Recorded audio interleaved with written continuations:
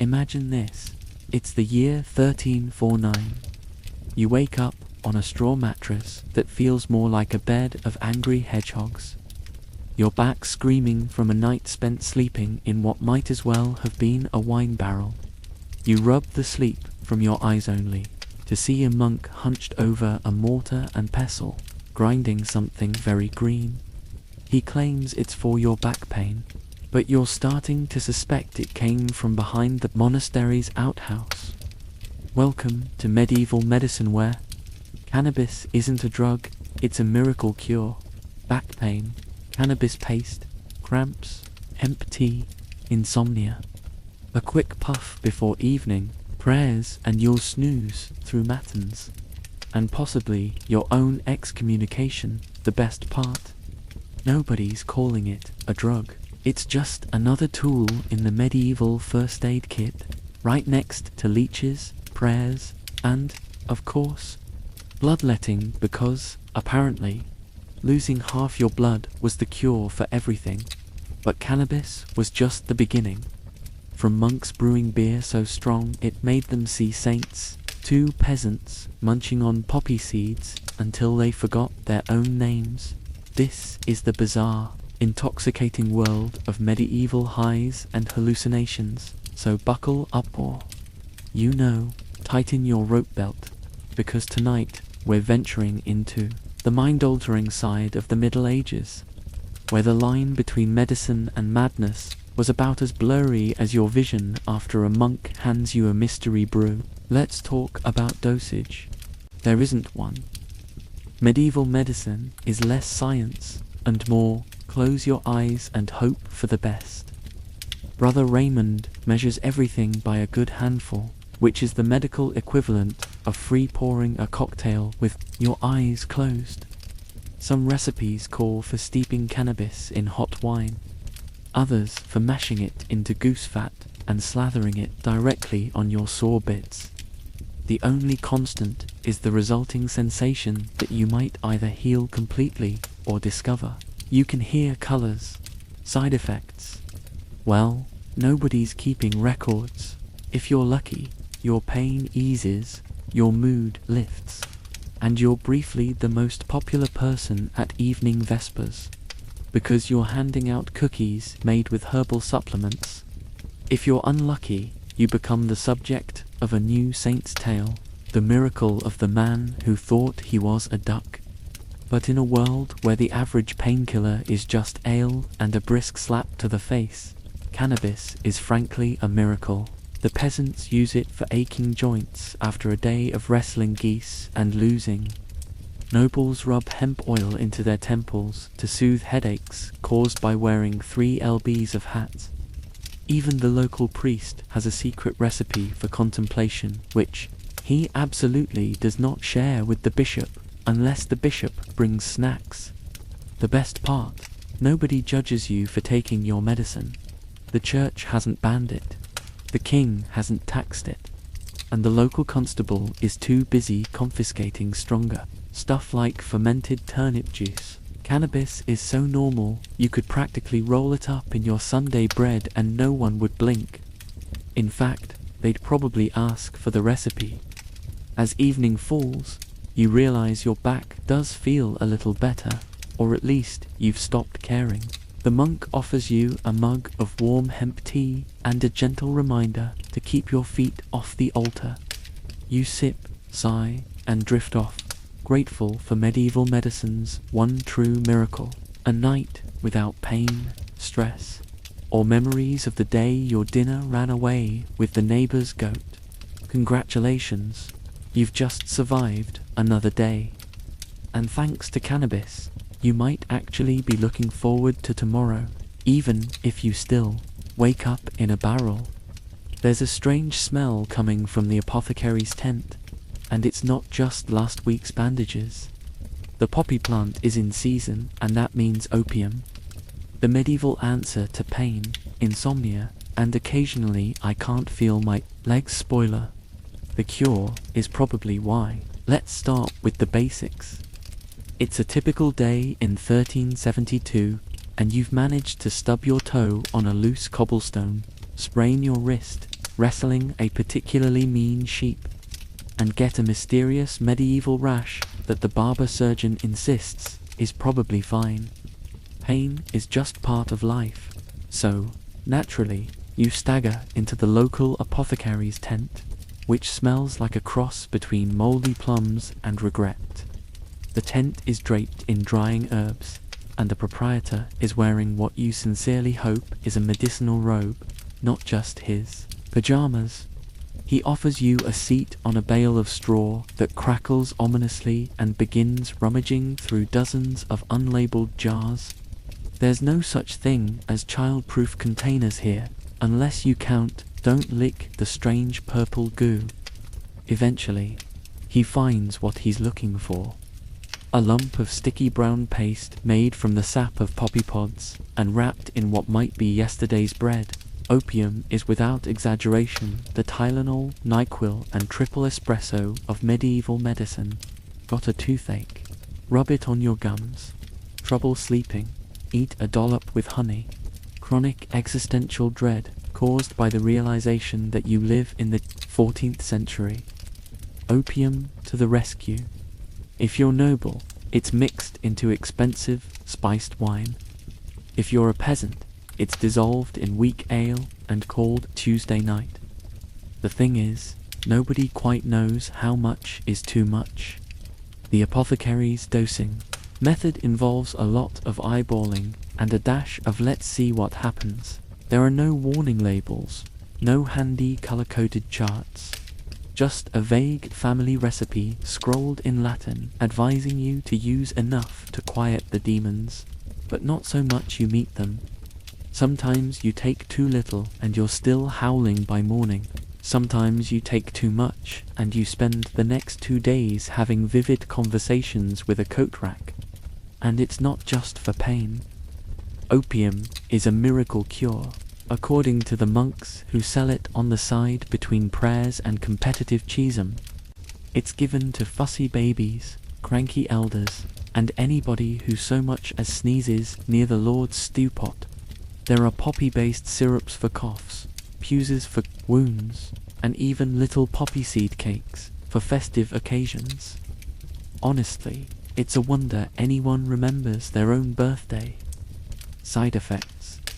Oh, there are side effects. After a dose of medieval opium, you might find yourself staring dryly at the wall for hours, inventing new types of clouds, or forgetting how to use your feet.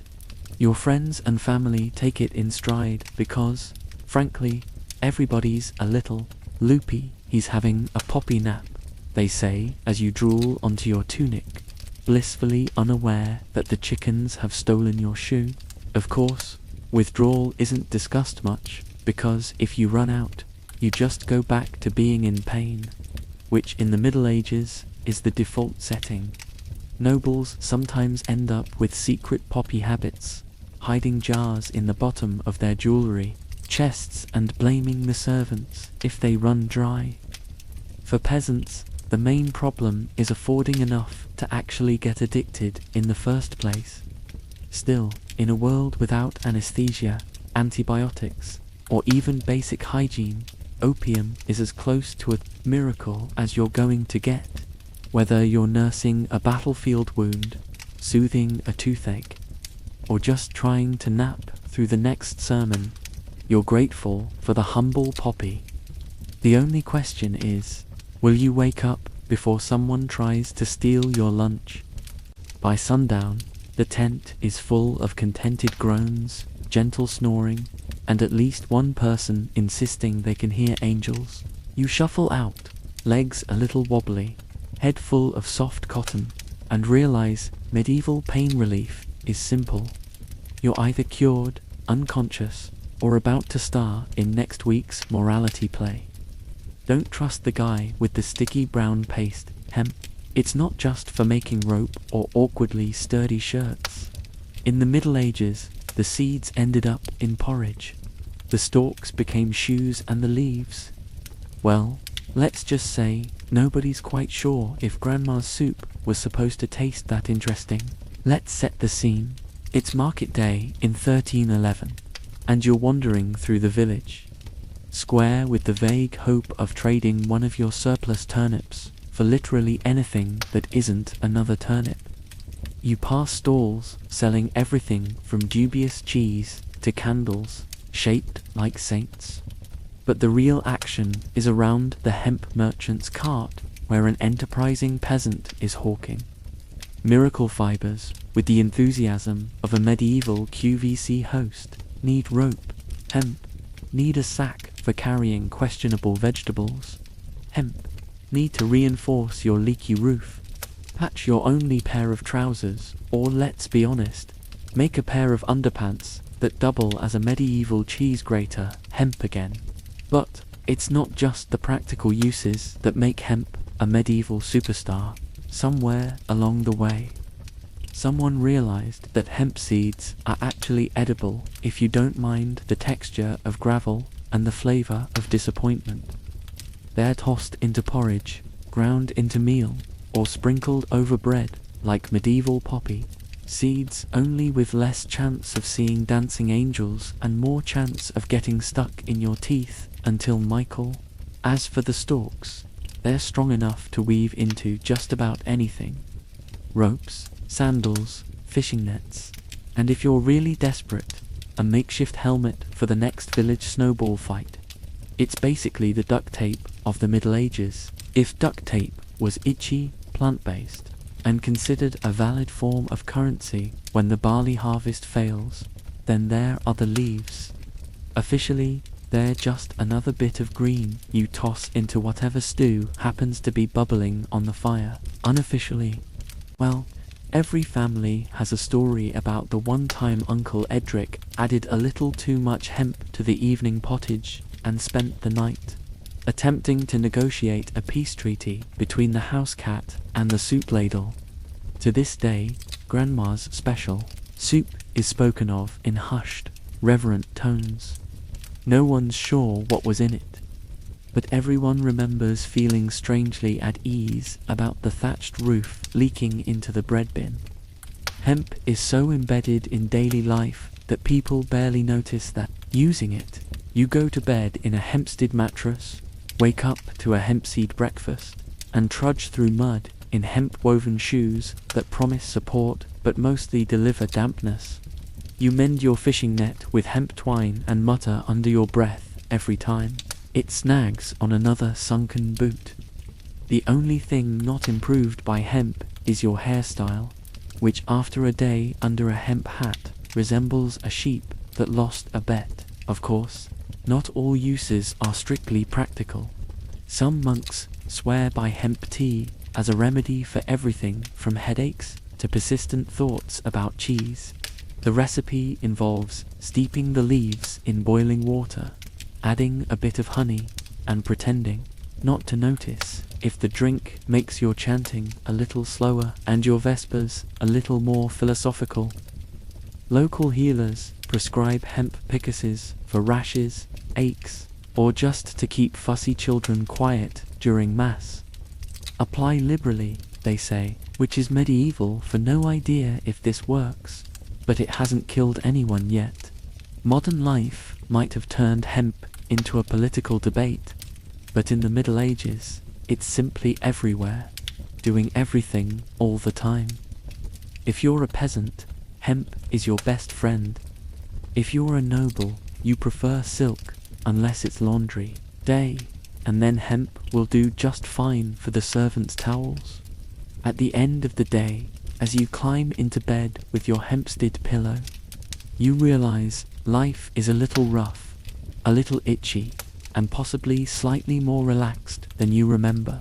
Tomorrow's porridge will taste faintly of last year's harvest, and you'll swear Grandma's soup has gotten even more interesting. But as you drift off, one thing's certain. In the Middle Ages, hemp is everywhere, and whether you're wearing it, eating it, or accidentally getting mildly philosophical because of it, you wouldn't last a week without it. You reach for a drink, and the good news is it's not water. The bad news is your small beer has more floaties than a public swimming pool. Yes, everyone, including the children, drinks beer all day, every day, it's weak. But after 9 pints, weak is just a theory. Welcome to medieval hydration, a world where water is considered a daredevil's beverage and beer is the safe option. If you're imagining foamy golden lagers served in a frosty glass, stop right there. Medieval beer is basically damp bread in liquid form, unfiltered, unpasteurized, and so chunky you could use it to grout a bathroom. It's served at every meal, every age, and every social occasion. The only question is whether the spoon you use to eat your soup will also stand up in your ale. Small beer is the everyday drink for medieval folks. It's called small not because it's cute, but because it's weak. Think beer with the alcohol content of a loaf of rye bread. You're drinking it not to party, but because the alternative is water fresh from a stream where the local sheep hold their annual synchronized swimming contest. Small beer is brewed by boiling questionable water with malt and hops, if you're lucky, then letting it ferment until the whole house smells like bread and feet. The result is a drink that's just alcoholic enough to kill some germs, but not enough to make you forget you have to shovel the manure pile at sunrise. Everyone drinks it. Everyone. Children get small beer with breakfast. Farmers sip it while sharpening plows. Monks use it to wash down their GRL. There's even a mid-morning beer break. Medieval Europe's answer to the office coffee pot, only with more floaties and less existential dread. The rich and the clergy get slightly better stuff, but it's still a far cry from the craft IPA your neighbor won't stop talking about. Let's talk about those floaties. Medieval brewing is more art than science, and the main ingredient is whatever was lying around. Unfiltered means there's a generous helping of grain husks, bits of straw, and the occasional dead bee. If you find a chunk that's suspiciously crunchy, just remember extra fiber is good for you. The average peasant's immune system is less fortress and more thunder, so a little added nutrition is the least of your worries. But the real peril isn't the floaties, it's the side effects. Small beer is supposed to be safe, but after the 3rd or 4th mug, you're feeling a little more relaxed than you'd planned. After 9 pints, weak starts to feel suspiciously like tipsy, and before you know it, you're singing folk songs with the local chickens and attempting to invent the medieval conga line.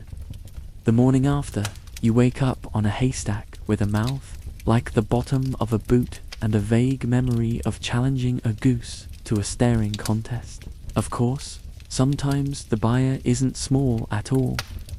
On feast days, or when the brewers had a good year, things get stronger.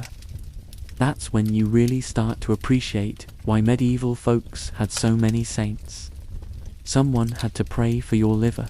The stronger ale is reserved for celebrations, religious holidays, or, let's be honest, any Tuesday when the weather is slightly less miserable than usual. Even the brewing process is a community event.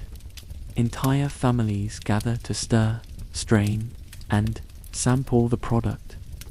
Someone always insists their secret is adding more hops. Someone else claims it's all about the magical yeast living in the rafters. In reality, it's about survival. You drink beer because it's safer than water, more filling than soup, and frankly, it makes that daily medieval grind a little bit softer around the edges. So next time you sip your filtered, refrigerated lager, raise a glass to your ancestors, survivors of the chunky, floaty, suspiciously lively world of small beer. Because in medieval times, you drank to stay alive. And if you got a little tipsy along the way, well, so much the better. Cheers to making it through another day, 1 mug at a time. If you thought wine was reserved for nobles, think again. Monasteries are busy flavoring their homemade vintages with everything from honey to hallucinogenic herbs. Congratulations, you're drinking what might be the Middle Ages' first edible. Let's be clear, in the medieval world, wine is never just wine. It's not even always grape-based. Sometimes it's whatever was left in the cellar after last year's disastrous cider experiment. The nobility might have the clear, sweet stuff imported from Bordeaux, but for most people, wine is an experiment in liquid courage, dental hygiene, and inexplicably religious enlightenment. Take a stroll through the average medieval monastery. Rows of sun-depelled vines snake across the hillside, tended by monks who have spent their morning alternately praying and wrestling geese out of the grape barrels. But the real magic happens in the cellar, where Brother Bernard is busy improving the vintage with a handful of whatever's growing in the garden. Honey for sweetness, lavender for clarity of mind, wormwood for, well, whatever wormwood is supposed to do, apart from giving you hallucinations and the urge to write poetry about clouds. Every monastery has its secret recipe. Some monks insist on soaking rose petals in the barrel, others swear by poppy seeds, while a few claim that tossing in a pinch of wild mushrooms will open the door to holy wisdom. The line between sacred tradition and accidental psychotropic experiment is alarmingly thin. The result, a beverage that's part communion, part fever dream, and all medieval. But it's not just monks who get creative. Apothecaries and village-wise women have been infusing their own wines with everything from thyme to wild hemp, each concoction designed to solve a specific medieval problem.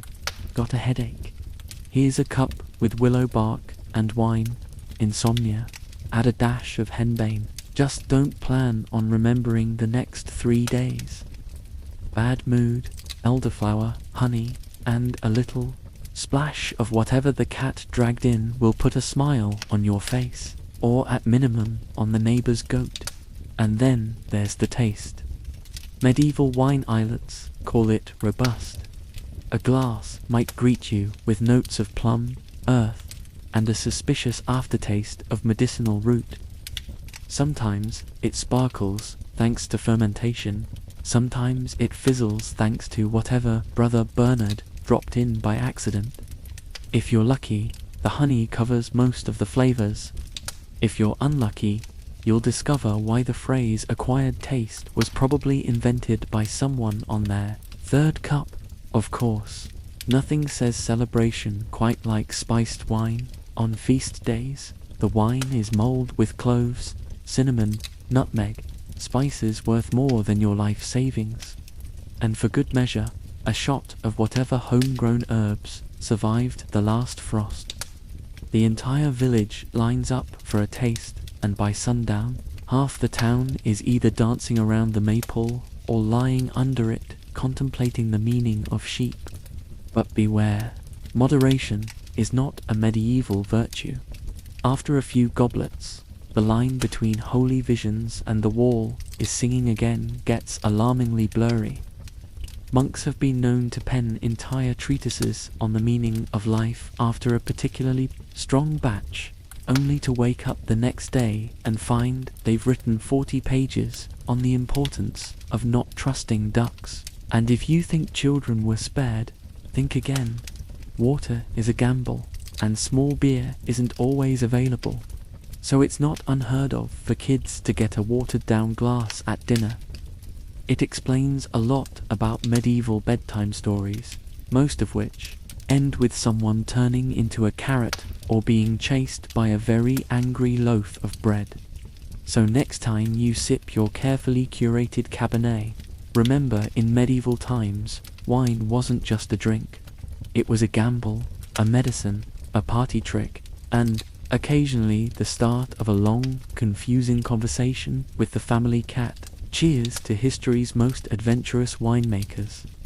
Drink oop if you dare. The village healer hands you a suspicious root and tells you to chew it for courage. Mandra and henbane are the herbal equivalent of playing Russian roulette with your nervous system. Side effects may include visions, euphoria, or sudden belief that you're a goose. Let's set the scene. You're nursing a deep medieval anxiety. Maybe you're about to propose marriage to the baker's daughter, or you have to face down the local lord after accidentally inventing sourdough soup with last night's bread. Either way, you find yourself in the healer's smoky cottage, surrounded by bundles of drying herbs, a cat with one eye, and shelves stacked with bottles that rattle when you look at them wrong. The healer gives you a choice. Do you want courage, sleep, or to see the truth behind the moon? You're not sure what that last one means, but you're already here and the cat's staring. You take the root and chew. Mandra and henbane have legendary reputations, half medicine, half myth, and all trouble. Mandra roots, for example, look unsettlingly human. They come with folk legends and instructions that read like a prank. Harvest at midnight, pull the root from the ground, and try not to let it scream. If you think that's just local superstition, imagine yanking a root that shrieks so loudly the whole village starts praying for rain just in case it's a demon. Chewing mandra is at best a gamble. In small doses, it might numb a toothache, help with sleep, or give you the liquid courage to ask your boss for a raise in turnips. In larger doses, however, you might spend the evening chatting with the fireplace, convinced it's the ghost of your great-aunt Mildred, or wake up 2 days later with a note pinned to your tunic that says, "Never again, the chickens." Henbane, meanwhile, is the original wild card. The leaves are sticky, the flowers yellow and devilishly cheerful, and the effects are unpredictable. 1 minute, you're dozing peacefully. The next, you're convinced you're a Viking on a raid, or that you've invented time travel using only a wooden spoon. Local doctors sometimes make henbane tea for nerves, but they'll never drink it themselves. A cup for thee, a prayer for me, as the saying goes. Hallucinogenic herbs are the medieval multi-tool for every occasion. Numb the pain of a broken arm, mandra wine. Need a vision for the next harvest, henbane pipe. Got a rash that won't quit? Just rub a puss on it and hope you don't hallucinate a second rash in the process. The church is suspicious. Of course, anything that makes you see visions is a short hop from heresy or demonic influence. Use too much and you'll find yourself on the receiving end of an exorcism, or worse, a stern lecture from Father Bernard, who still hasn't forgiven you for sleeping through Easter Mass. Still, healers keep using these herbs, mostly because, despite the risks, nothing else in the cabinet works. It's the 14th century. What are you going to do? Wait for Tylenol? Sometimes these potent herbs even show up at parties. Small doses hidden in honey cakes or sprinkled into the special wine. The after effects, lively, unpredictable, and sometimes the highlight of the social calendar. There's nothing quite like an entire village suddenly convinced the maple is a giant snake and staging an impromptu dance-off for survival.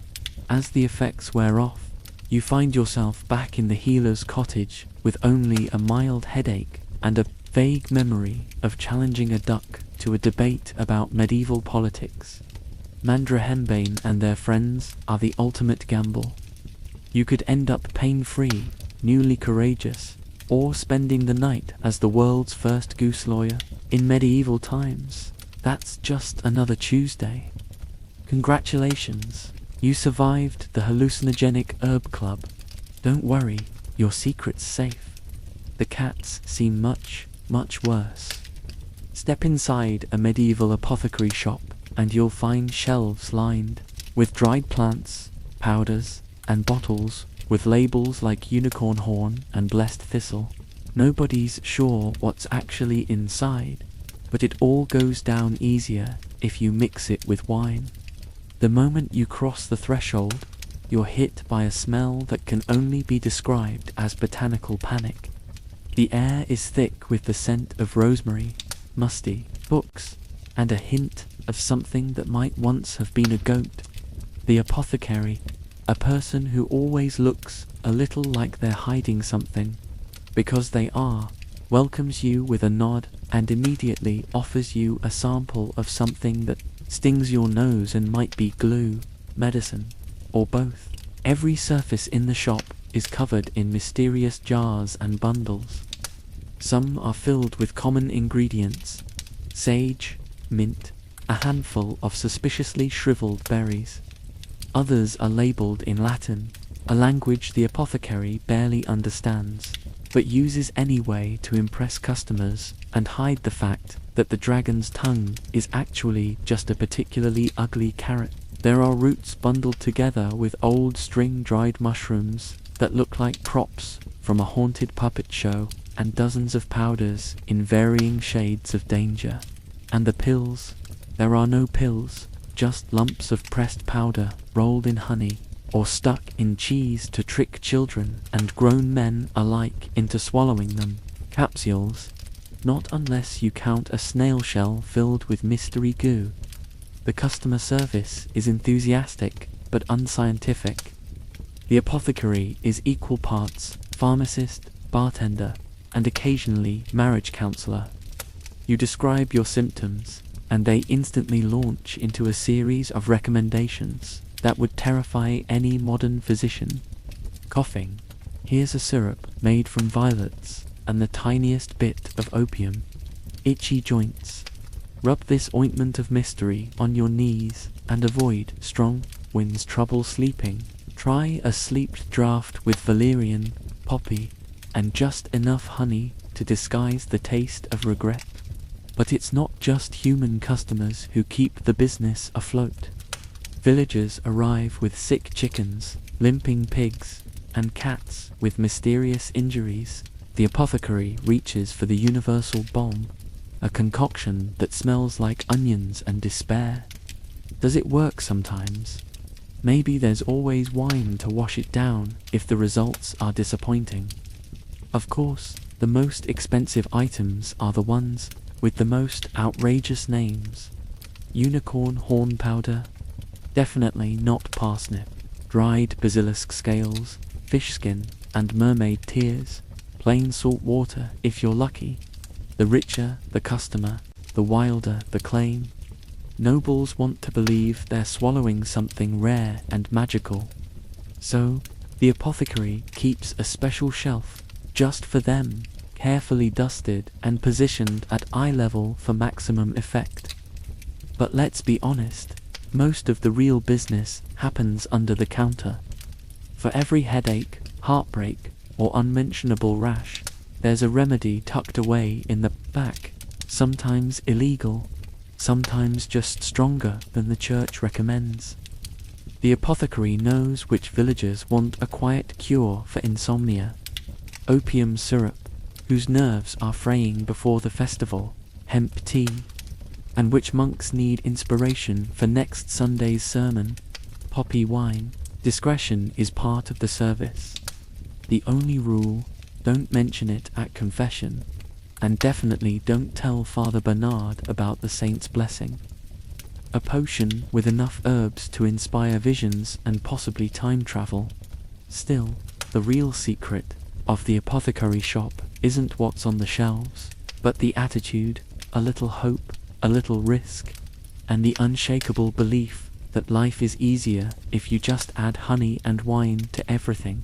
As you leave, clutching a pouch of blessed thistle and a stern warning not to take more than a pinch, you realize you've survived another trip to the medieval pharmacy.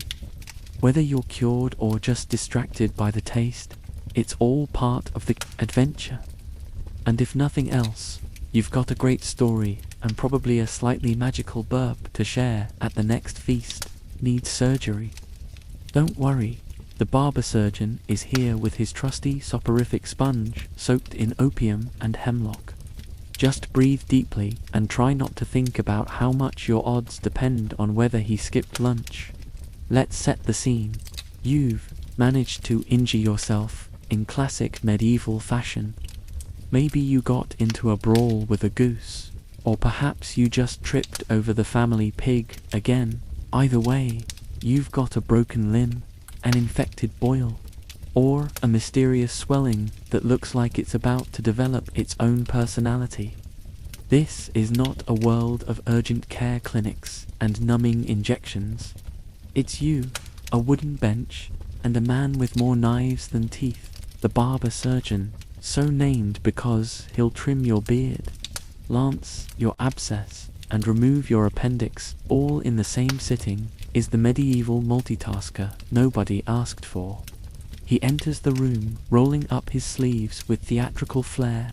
His tools are arrayed on a stained wooden table, a rusty saw, a pair of tongs, a hammer for bone encouragement, and the star of the show, the soporific sponge. The concept is simple and terrifying. Take a sponge, soak it in the strongest stuff you can find. Opium for the pain, hemlock for the calm, a splash of vinegar to keep things fresh, and maybe some wild lettuce just for luck. When the time comes, you're instructed to inhale deeply. That's the theory anyway. In practice, it smells like a compost heap set on fire, but you're desperate enough to try anything. You ask, will it make me sleep? The barber surgeon winks and says, let's find out. His confidence is either reassuring or a sign that you should update your will. Medieval anesthesia is never a guarantee. Sometimes the soporific sponge works like magic, and you drift off to a dreamless place where no one is asking you to hold still while they remove your toenail. Sometimes it doesn't, and you just get a little woozy and forget why you agreed to this in the first place. If you're truly unlucky, you get both. Dozing off just long enough to be woken by the sound of your own leg being sawn. The effects are unpredictable depending on the herbal cocktail, the skill of your barber surgeon, and whether the local apothecary was sober when preparing the mix. Side effects range from mild drowsiness to visions of dancing chickens, and in rare cases, enthusiastic recitations of psalms in Latin, despite the fact that you only know 4 Latin words, all of which mean help. In the background, the local priest is probably praying for your soul, and the neighbors are peeking in to see if you're about to provide the day's entertainment. Pain management is at best an experiment. The soporific sponge is just one part of the medieval pain relief toolkit, which also includes biting down on a leather strap, drinking yourself into oblivion, or holding hands with your most supportive goat. Once the procedure starts, time loses all meaning. You drift in and out of a fog, sometimes from the sponge, sometimes from the shock. The barber surgeon hums a little tune to steady his nerves or yours, and at some point, you're pretty sure you compliment the sponge on its personality.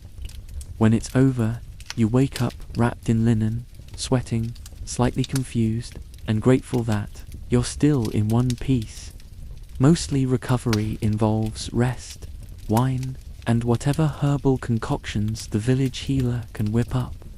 If you're lucky, the pain fades, the wounds heal, and you have an impressive new scar to show off at the next feast. If you're unlucky, well, there's always the priest on speed dial for last rites. So, next time you see a sponge, give it a nod of respect. In the Middle Ages, it wasn't just for cleaning, it was your best shot at not remembering the worst day of your life. And that's what passed for anesthesia. Sort of. It's a feast night in the Lord's Hall. The food is suspiciously spicy. The drinks have extra kick, and someone just sprinkled something into the roast that makes everyone start giggling at the wall. No one admits what's in it, but everyone's relaxed. Let's set the scene. Tapestries hang on every wall. Torches flicker. and the floor is covered in rushes fresh enough to almost mask the smell of last week's entertainment. The long tables groan under the weight of pies, game birds, sweetmeats, and bread that doubles as a conversation starter. Do you think this counts as food? Servants scurry back and forth, and the air is thick with anticipation, plus a suspicious hint of something herby drifting from the kitchen. Tonight's party is not your average bread and cheese with neighbors affair. This is a noble banquet, which means every dish is a flex. Spices imported from distant lands, honey drizzled over everything, and at least 3 courses dedicated to showing off how many peacocks your lord can stuff with smaller birds and call appetizer. And yet, the real show isn't the food or even the jugglers. No, it's the rise of the exotic powders. What are exotic powders, you ask? Well, nobody's entirely sure. Sometimes they're spices, genuine cinnamon, black pepper, or nutmeg, worth more than a peasant's yearly wages. Other times, they're something a little more recreational, imported from the Middle East, or traded in the back alleys of coastal towns. These are powders and resins that promise to liven up any party, and occasionally make the tapestry start singing Gregorian chants. The kitchen staff are in on the secret. A little sprinkle in the wine, a dash on the roast, a pinch in the candied figs, and suddenly the conversation gets much more interesting. The lord's cousin begins reciting poetry to a potted plant. The head cook is convinced the bread can talk, and frankly, after 3 hours by the fire, it probably can. Someone starts a rumor that the jester's hat is full of bees, which sets off a spirited game of don't let the bees touch the cheese. And it's not just the kitchen. The apothecary, eager to keep his most lucrative customers happy, slips in with a pouch of something labeled Persian Delight, Venetian Sparkle, or, if he's really feeling dramatic, the Dust of Paradise. Nobody reads ingredient lists. Everyone just wants a story to tell at breakfast. As the night rolls on, inhibitions slide away faster than the Lord's favorite chalice. The musicians switch from polite airs to raucous folk tunes. The dancing turns from elegant to experimental, and at least 3 nobles are found giggling under the table. Convinced the floor tiles are moving, at some point, a debate erupts over who can eat the spiciest pigeon, which ends when the steward, red-faced and tear-eyed, declares himself king of the fire tongues and demands a parade in the garden. But the most telling sign of a successful party, nobody's talking politics. The old rivalries and land disputes are temporarily replaced by shared hallucinations of a dancing goose. And for one rare night, everyone in the hall is united by confusion, curiosity, and the burning need for more wine. Of course, come morning, there will be regrets. The Lord will wonder why there are turnip carvings all over the main staircase. The steward will be found asleep in the dovecote, and the apothecary will quietly remind the kitchen to use half as much next time. No one will admit to anything. It's an unspoken rule. What happens at the feast stays in the feast, except for the goose, who will be telling this story for weeks. So, next time you're invited to a noble party, keep an eye on the spice rack. Watch out for the jester's hat, and maybe pace yourself on the exotic powders. In the medieval world, dinner could be an adventure, and dessert a full-blown vision quest. The returning crusaders brought home more than just bad armor tan lines. They introduced Europe to hashish, a concentrated cousin of cannabis that's rumored to turn even the grumpiest knight into a philosopher, or at least someone who doesn't care about bathing. Picture it, the year is 1192, and you're standing in the village square watching Sir Geoffrey return from the Holy Land. His horse is somehow missing 3 shoes. His armor is rustier than your memory of childhood, and he has a 1,000-year stare that suggests he's either seen the face of God or accidentally eaten the wrong stew at a roadside inn. Tied to his saddle among broken swords and a suspiciously well-fed goat is a bag of something sticky and fragrant, a souvenir from lands far, far away. Sir Geoffrey is quieter these days, and it's not just the PTSD from seeing the inside of a Ceresis dungeon. His squire whispers that the master has discovered contemplation, which sounds noble until you spot him sitting by the duck pond, stroking his beard and pondering the meaning of pond scum. The secret: hashish, pressed resin from the cannabis plant, carefully tucked into crusader baggage, alongside relics, dried figs, and a haunting inability to keep track of socks. Hashish isn't just a drug, it's a conversation starter. The first time Sir Geoffrey shares it, he's holding court in the Great Hall, spinning tales of distant lands, mysterious herbs, and nights spent under strange stars. The local priest tries to intervene only to find Sir Geoffrey offering him a mysterious brown prayer aid. By the end of the night, the priest is preaching about the theological significance of ducks, and half the village is convinced that maybe, just maybe, God is shaped like a turnip. Soon, hashish becomes the original medieval import craze. Nobles, always eager for a taste of the exotic, invite crusaders to dinner, where hashish-infused cakes are passed around alongside spiced wine and even spicier stories. Nobody quite knows how much to use, so every meal is an experiment. Sometimes it's a subtle lift.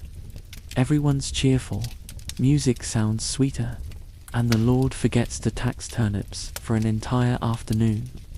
Sometimes it's chaos. By dessert, the steward is composing poetry to his shoe, and a knight challenges a tapestry to single combat. For the lower classes, hashish is more rumor than reality. A tale traded in taverns, or a secret shared in dark corners. But the idea spreads. There's something out there that can make you feel lighter, softer, even a little bit magical, if only for an evening. The local wise woman is soon offering crusaders honey balls at the market, promising relief from everything from toothache to spiritual heaviness, which is medieval, for I've seen too many winters and not enough decent meals. There's also the practical side. Medieval life is hard. After a day of McKing's stables, ploughing rocky fields, and dodging taxes, a little hashish goes a long way. The village carpenter swears it makes his back pain vanish. The blacksmith claims it inspires him to invent better horseshoes. He hasn't, but he feels better about it. Even the cook, always on the edge of a breakdown, sneaks a bit into the evening stew just to see if it makes the children nap. Of course, there are side effects. Hashish is blamed for at least 3 impromptu midnight pilgrimages, 2 accidental marriages, and a trend in philosophical barnyard debates that nobody can quite explain. The local authorities try to crack down, but it's hard to police what you can't pronounce, and even harder when half your guards are napping behind the pigsty. In the end, hashish becomes just another part of the medieval landscape, a little taste of the wider world wrapped in mystery, laughter, and a healthy dose of not caring about how long it's been since you last changed your tunic. Sir Geoffrey still sits by the pond, occasionally solving the meaning of life before forgetting it again.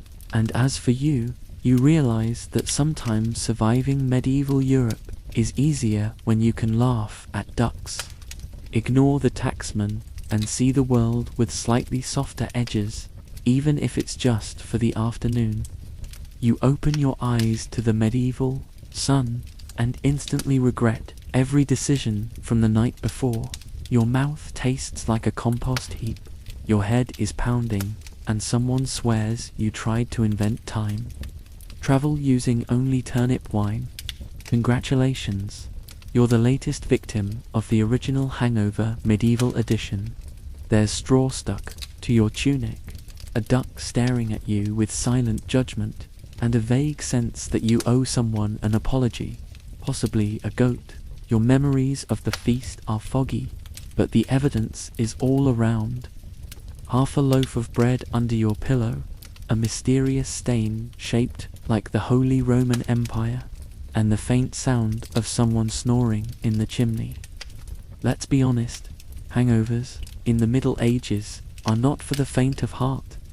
Modern medicine might offer ibuprofen, greasy breakfasts, and the gentle reassurance of running water, but here you have three options: cold, well water, herbal cures dreamed up by the village wise woman, and the eternal hope that you'll be reincarnated as a hedgehog so you never have to face daylight again.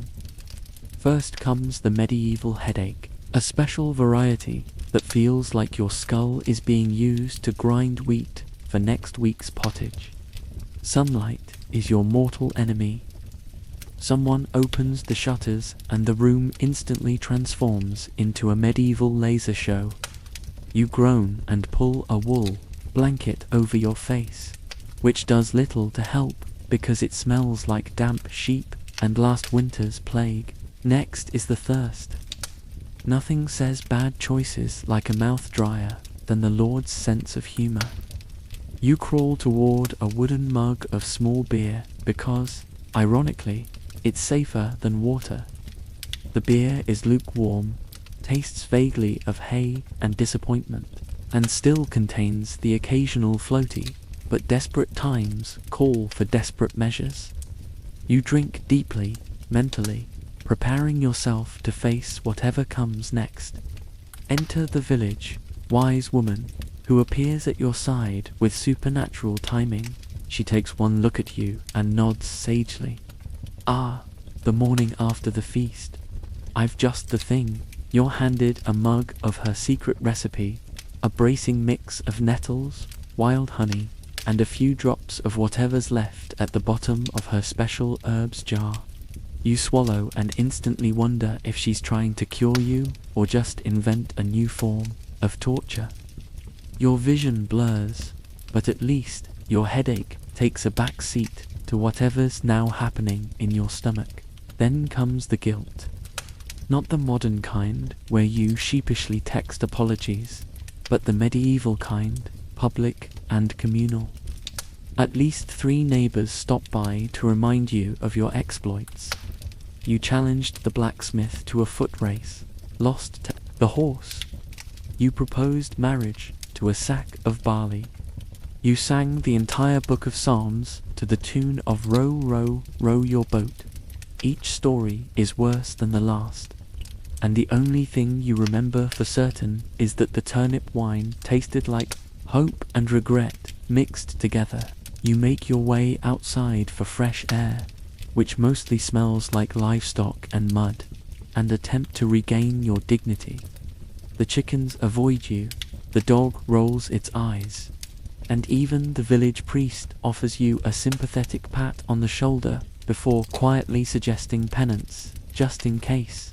There's no aspirin, no brunch, just a lingering sense that you survived, barely. By midday, you're on the mend. A bit of bread, another mug of beer, and a promise to yourself that you'll never do this again. A vow as fragile as a medieval roof in a rainstorm. Life goes on. You'll return to your work, avoid the wise woman's herbal hangover cure, and politely refuse all future invitations to drink with the blacksmith, at least until the next feast. So, if you ever wake up in your own bed headache with nothing more dangerous in your system than last night's chamomile tea, take a moment to be grateful, because in the Middle Ages, surviving a hangover was proof you were tough enough to survive anything, including your own curiosity about turnip wine. The village midwife offers you her best sleeping draught. 1 part poppy juice, 2 parts wild lettuce, and a dash of wine. Don't ask about side effects. In the morning, you might wake up in your own bed or in the neighbor's cowshed. Let's be honest, medieval sleep is already a dicey proposition. Your mattress is stuffed with straw, your blanket smells like wet goat, and your roommate is a rooster who doesn't understand the concept of personal space. If you're lucky, you drift off to the gentle lullaby of rain on a leaky roof. If you're unlucky, you're serenaded by the sound of your neighbor's son practicing his bagpipes at midnight and the eternal scratching of fleas plotting their next move. It's no wonder you can't sleep. That's where the local midwife comes in. She's the unofficial town expert in all things birth, death, and bedtime. Her remedies are legendary. Sometimes for working, sometimes for what happens when they don't. She takes her craft seriously, rolling out a collection of bottles and jars with labels like Dream Do, Night's Embrace, and Try at Your Own Risk. Her methods are less science and more folk tradition meets controlled chaos. You tell her you haven't slept in 3 nights. She nods thoughtfully, sprinkles a few poppy seeds into a mug, and follows up with wild lettuce, an herb whose only proven effect is making salads taste like disappointment.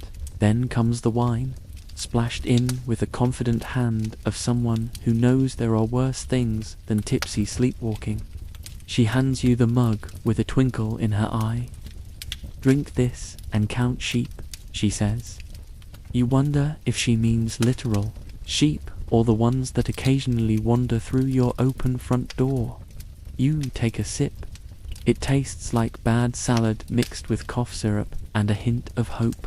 5 minutes later, your eyelids are heavy, and you're starting to believe that maybe, just maybe, you'll sleep through the night. Except, this is medieval medicine. Side effects aren't so much possible as inevitable.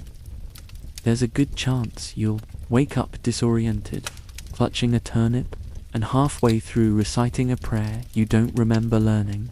Sometimes you dream of flying.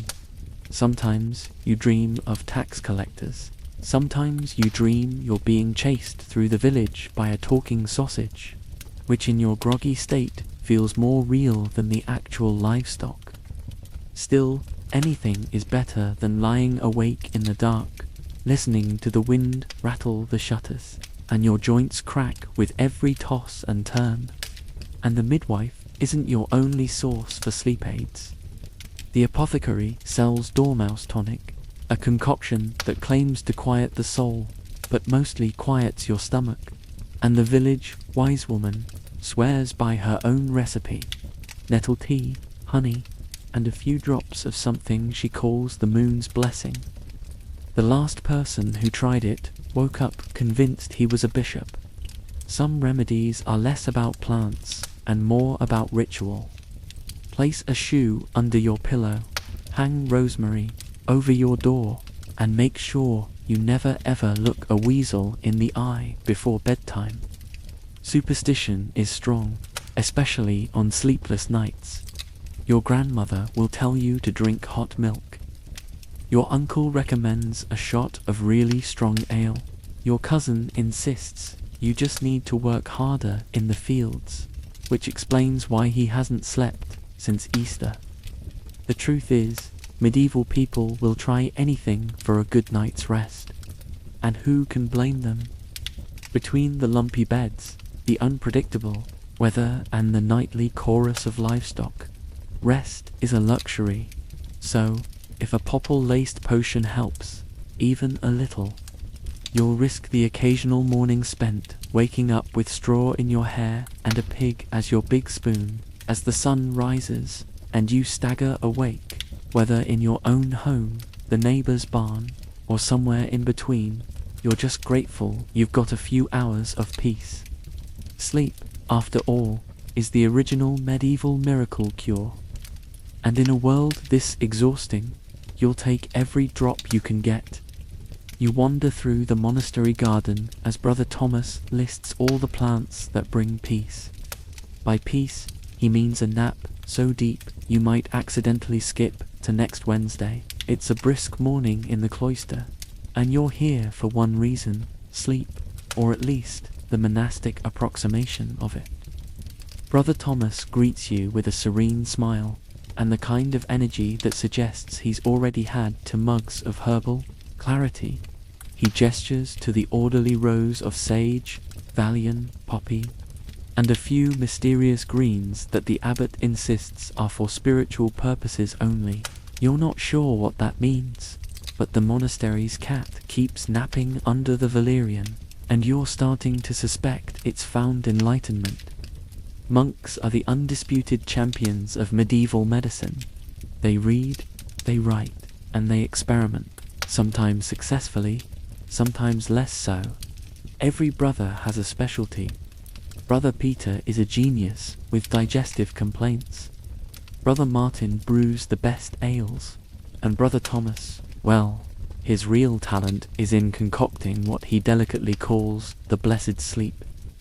If you mention you're having trouble resting, Thomas lights up and immediately offers you a tour of the garden, complete with a lecture on every plant's heavenly virtues and a story about that one time he put half the monastery to sleep during Vespers. Secret recipes abound in the scriptorum.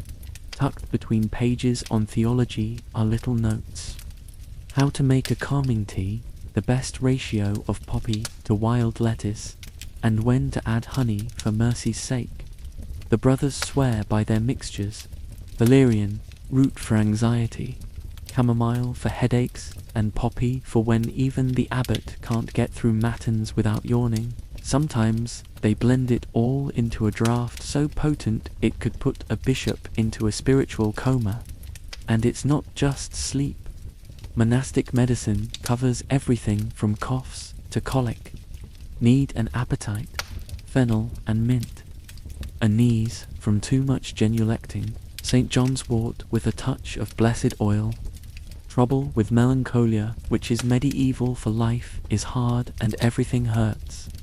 Brother Thomas BRS, a wine so sweet and herby that you forget what you were sad about, though in fairness you also forget your own name for about 20 minutes. Preparation is a sacred ritual. The brothers harvest each plant at dawn, always with a prayer, sometimes with a bit of hymn singing for good luck, dried, chopped, and stored in labelled jars. Their remedies fill the monastery with earthy, soothing scents that almost cover the smell of the scriptorum's ink and the kitchen's endless lentil stew. Of course, word gets out. Soon, villagers are knocking at the monastery gate at all hours, hoping for a sip of the secret elixir, or failing that, a nap on a sun-warmed cloister bench. The monks never turn anyone away. They're sworn to help after all, but they do keep the best recipes to themselves. There's a rumor that Brother Thomas once invented a draught so powerful that the abbot lost a whole week, and the garden gained 3 new statues as you accept a small bottle of peaceful rest. Instructions: sip before bedtime. Do not operate plows or debate the priest. Brother Thomas gives you a gentle warning. Too much and you'll miss next Sunday's sermon. Too little and you'll hear every rooster in the county. You thank him and slip away, feeling a little lighter, a little drowsier, and secretly hoping you wake up somewhere you recognize. In a world full of chaos, war, famine, plagues, and barnyard insomnia, monastic medicine is a gentle, leafy oasis. The secret recipes are part science, part faith, and part let's see what happens. If you're lucky, you'll drift off to sleep and wake up refreshed. If not, you'll have a great story for the next feast. Either way, you'll owe Brother Thomas a thank you, and maybe next time a stronger cup of coffee for the abbot. Dinner is being served, and the cook's secret ingredient tonight is hemp seed. It's nutritious, filling, and if you eat enough, liable to turn even the hardest medieval bread into a magical experience. Let's set the table. You're hunched on a three-legged stool at a wobbly wooden table, staring at a steaming bowl of something that's mostly turnips and hope. The cook, brandishing a ladle like a scepter, ladles out the daily pottage and gives you a wink. "Bit of a surprise in there tonight," she says, and you know from grim experience that this could mean anything from a dead fly to a live one, but tonight it's different. The air smells faintly nutty, and the bread, usually a medieval exercise in jaw strength, looks almost inviting. Hemp seed is the star ingredient, and in the Middle Ages, it's as close as you'll get to a soup packed with oil, protein, and the faint possibility of daydreams. Hemp seed shows up in everything: porridge, soup, cakes, and even that infamous loaf of break, your tooth bread. It's food for the body, a tiny treat for the mind. And on days when there's nothing else, it's what stands between you and an evening spent gnawing on boiled shoe leather. The local cook swears by it. She claims hemp seed can make any meal better, though her standards were last seen running away with the town baker. She grind it into meal for thickening soups, sprinkle it over salads, if you can call to leaves and a snail a salad, or work it into cakes for feast days. There's even a rumor she once made hemp seed butter, but it was so popular that the Lord ate it all before anyone else could get a taste. To this day, the servants eye the pantry with suspicion whenever he starts humming. The true magic, though, is what hemp does to bread. Medieval bread is legendary, but not for the reasons you want. Usually dense, sometimes gritty, and always a gamble. It could double as a building material. Hemp seed, with its oils and nutty flavor, softens the loaf just enough that you can break off a hunk without risking dental disaster. The kitchen is suddenly full of grateful sighs as villagers bite into a loaf that doesn't bite back. There are side effects, of course. Eat enough hemp seed porridge and you'll feel a warm sense of well-being that's only partially caused by hunger pangs subsiding. Some say it helps soothe aching muscles and calms the spirit after a long day of mud wrestling livestock. Others just appreciate not having to chip their dinner out of a loaf shaped like a rock. There are even whispered stories about hemp cake at weddings, guests mysteriously cheerful, the bride's mother briefly forgetting to complain about everything, and the groom declaring the soup absolutely profound. But the real secret of cannabis in the medieval kitchen is versatility. On fasting days, when eggs, meat, and even laughter are banned by the church, hemp seed steps in to fill the gap. It's technically allowed, thoroughly humble, and unlike some of the other medieval delicacies, won't make you regret your choices in the morning. The cook stirs it into everything, hoping for a nod of approval from the priest and a thank you from the Lord, though both are more likely to just ask for seconds.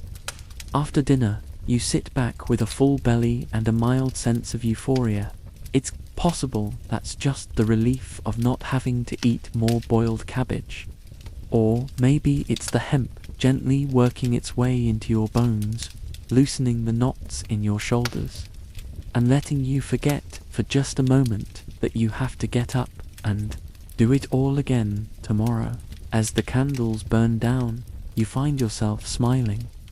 Tonight, medieval life tastes almost good. The bread is only slightly dangerous, and everyone is just a little bit happier, thanks to the humble hemp seed. Tomorrow, the cook will go back to her usual experiments. But for now, you bask in the gentle, nutty afterglow of the best dinner you've had in weeks. Not every medieval lady packs jewelry. Some stash a jar of imported opium for headaches, heartbreaks, and the kind of long banquets where the lute solo goes on for hours. Imagine the scene, the castle's great hall, bustling with silks, whispered gossip, and the unmistakable aroma of questionable poultry. You're a noble woman, trussed up in enough linen and velvet to qualify as a walking tapestry, and your doughy chest is your private treasure vault. Most expect to find pearls, gold, and maybe a hair ribbon or two. What they don't know is that nestled beneath the embroidery sits a small precious jar of opium, your secret weapon against the aches and existential crises of noble life. Life as a lady sounds grand, but the reality is a never-ending cycle of feast planning, dowry negotiations, and trying to keep the family's pet falcon from eating the servants. Then there are the social obligations. Hours spent pretending to care about your cousin's embroidery. The lord's hunting stories which grow in size every retelling, and banquets so long the bread has time to turn stale, revive and go stale again. So when the headache from your headdress, currently weighing as much as a holiday ham, becomes too much, you reach for your hidden jar. The apothecary calls it the spice of the East, but you call it survival. A dab on your tongue may be swirled into honey, and the pounding at your temples recedes to a gentle medieval thrum. Suddenly, the lute solo doesn't seem so bad. In fact, you're half convinced the lute player is inventing a new genre, sleepy folk. But opium isn't just for headaches. Medieval heartbreak is a competitive sport, especially when you discover that your intended has the emotional range of boiled cabbage, or that your marriage contract now includes a flock of geese you're expected to love as your own. Suffering through the first heartbreak, you learn quickly why the older ladies always look so serene during romantic tragedies. Opium-laced comfort cakes with a chaser of spiced wine, heartache dulled, drama muted, family dinner actually tolerable, and let's not forget about nerves. Noble women are expected to glide through life, but reality is more like stumbling through a hallway full of overexcited dogs. Banquets are their own trial by fire, endless toasts, recital, and the ever-present threat of someone unexpectedly bursting into song. You keep your jar of opium close at hand, tucked between sachets of lavender, and secret love notes you'll never send. One spoonful, and you're able to nod along to the bishop's speech about piety, while daydreaming of a world where you can wear shoes that don't double as torture devices. Of course, the secret is not quite as secret as you'd hope. The castle's staff knows.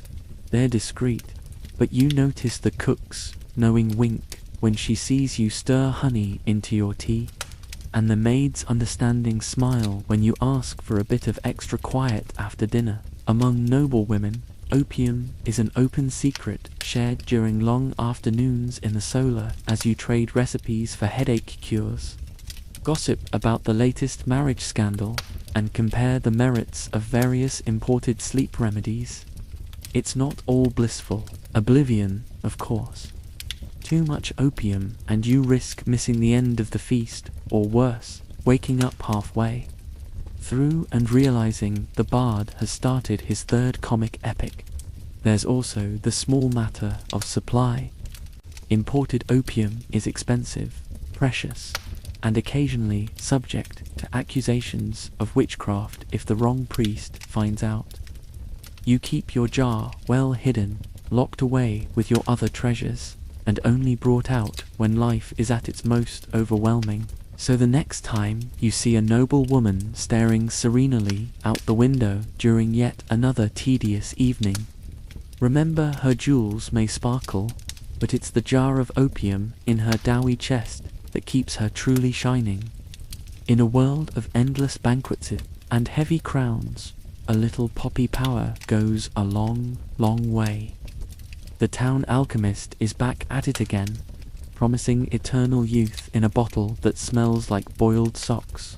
Most medieval elixirs are 90% wishful thinking and 10% things that will absolutely make you see imaginary dragons. Let's set the scene. It's a damp afternoon, and you're standing outside the alchemist's ramshackle hut, lured by rumors of a potion that will grant you the vigor of a stag and the wisdom of Solomon. You step inside and instantly regret it. The air is thick with the aroma of burning herbs, singed hair, and whatever happens when cabbage goes bad in 3 different languages. Vials, flasks, and suspiciously bubbling cauldrons cover every available surface, each one promising transformation, enlightenment, or, at the very least, a colorful rash. The alchemist himself is part scientist, part dreamer, and part local hazard. He greets you with wild eyes and soot-stained fingers, proudly unveiling his latest masterpiece, a cloudy green potion labeled Elixir of Ageless Wonder. Do not inhale. You're not sure if that last instruction is a warning or an invitation, but you're desperate enough to take the risk. Besides, how much worse can life get? You already sleep on straw and share your living space with livestock. The alchemist's ingredients are equal parts exotic and alarming. He waves dried mandra root, a pinch of something labeled unicorn dust, which you suspect is just ground up chicken bone, and a generous splash of spirits of wine. He assures you that it's all been tested on his apprentice, who has since taken up beekeeping and refuses to talk about last Thursday. With a flourish, the alchemist pours the concoction into a put cup and urges you to drink. It tastes predictably like boiled socks and regret. There's an initial rush, a warmth in your belly, a tingling in your toes, and after a moment, a very real sense that the cat on the windowsill is judging you in perfect Latin. You ask the alchemist if this is normal, and he nods, already scribbling in a notebook about possible side effects.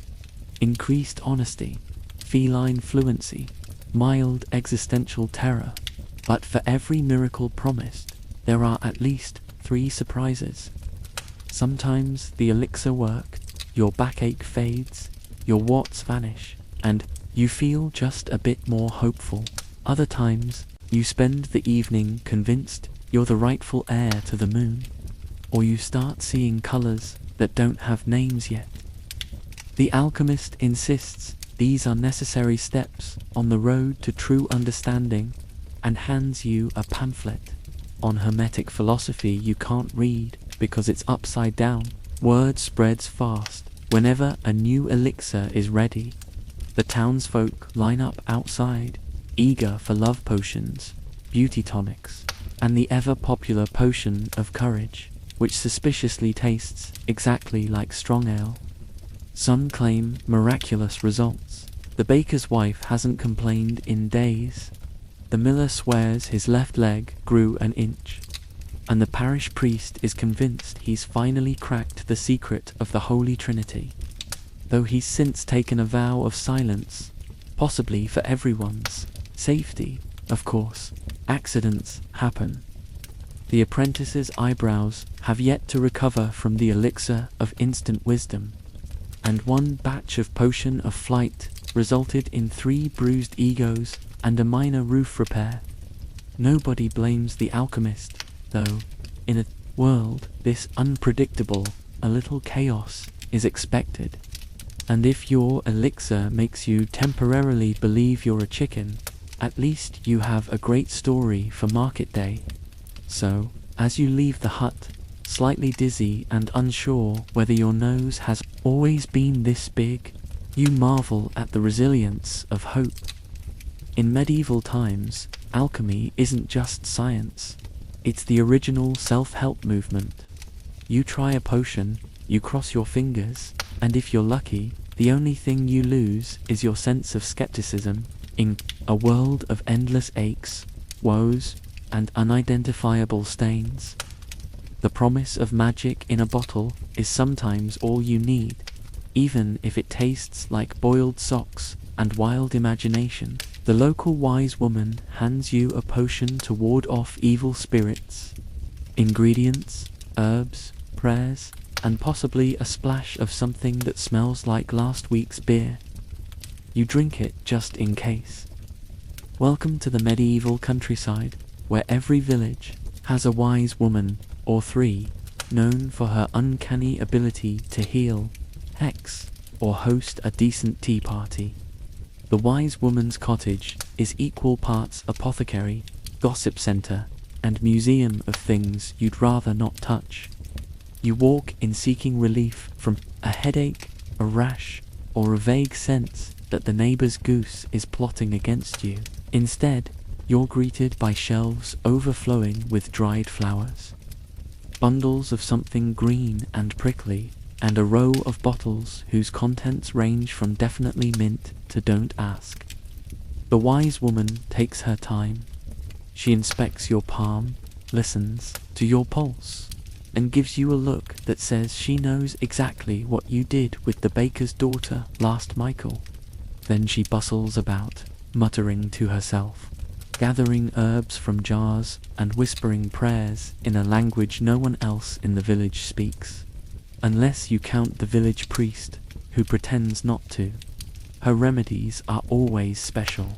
Sometimes they work. Sometimes you end up hallucinating that you finally outrun your debts. The centerpiece of her healing is always the potion, a cloudy mixture ladled into a chipped mug, warm from sitting next to the fire. The aroma is complex. Underneath the herbs, there's a certain barnyard zest and just the faintest whiff of regret. Drink it while it's hot, she urges. You obey mostly because you're too afraid of what will happen if you say no. What's in it? The list changes daily. Mugwort for dreams, nettles for aches, a dash of rosemary for remembrance. On especially unlucky days, she adds a splash of courage, tonic, homemade beer that's been left out long enough to develop its own personality, and prayers, always prayers, whispered over the cup, traced in the air, and sometimes written on scraps of parchment tucked under the mug for extra potency. The wise woman insists this is what keeps evil spirits away, though it's possible they just can't stand the smell. She'll tell you stories as you sip, how the potion once helped the smith's wife recover from a bad wind, or how old Tom survived his ill-fated romance with the neighbor's pig thanks to a triple dose. There's a charm for every complaint and a proverb for every doubt. It's not just what you take, she says. It's how you believe it will help. If you squint, you realize this is either deep wisdom or a polite way to say, it's out of my hands now. Results vary. Sometimes you wake up feeling better, cured, invigorated, and, at least for a while, less haunted by geese or guilt. Other times, you sleep for 16 hours, dream about being crowned the king of turnips, and wake up with the neighbor's dog using your foot as a pillow. Still, even when the potion doesn't do exactly what you'd hoped, the ritual itself is oddly comforting. The wise woman listens, offers sympathy, and reminds you that a little faith, plus a lot of bitter herbs, can get you through almost anything. Of course, there are risks. Drink too much, and you may find yourself at the village pond attempting to negotiate peace between the frogs and the local children. The priest might grumble about dabbling in the dark arts, but even he has been spotted, seeking a remedy for his recurring sermon hiccups. At the end of the day, you realize the wise woman's true magic isn't in her potions, but in her presence, a reminder that when life is rough, someone will listen to your woes, hand you a cup of something questionable, and assure you that everything, evil spirits included, will look better by sunrise. In medieval times, that's the best medicine of all. It's St. Swin's Day, which means the beer is flowing. The hemp cakes are fresh, and you're starting to suspect that half the village is possessed by something in the soup. Feast days are the medieval answer to a weekend bender, except instead of sleeping it off on Sunday, you get to parade through town, sing dubious hymns, and dance badly around the maple, while the parish priest pretends not to notice you're all on your fourth mug of special ale. It's a time when all the usual rules are put aside, and everyone, lord, peasant, and even the livestock, lets loose. The preparations begin at dawn. The cook, a woman of questionable morals, but impeccable seasoning, is already baking trays of hemp cakes, muttering about last year's incident with the dancing cow. Children are assigned to fetch firewood.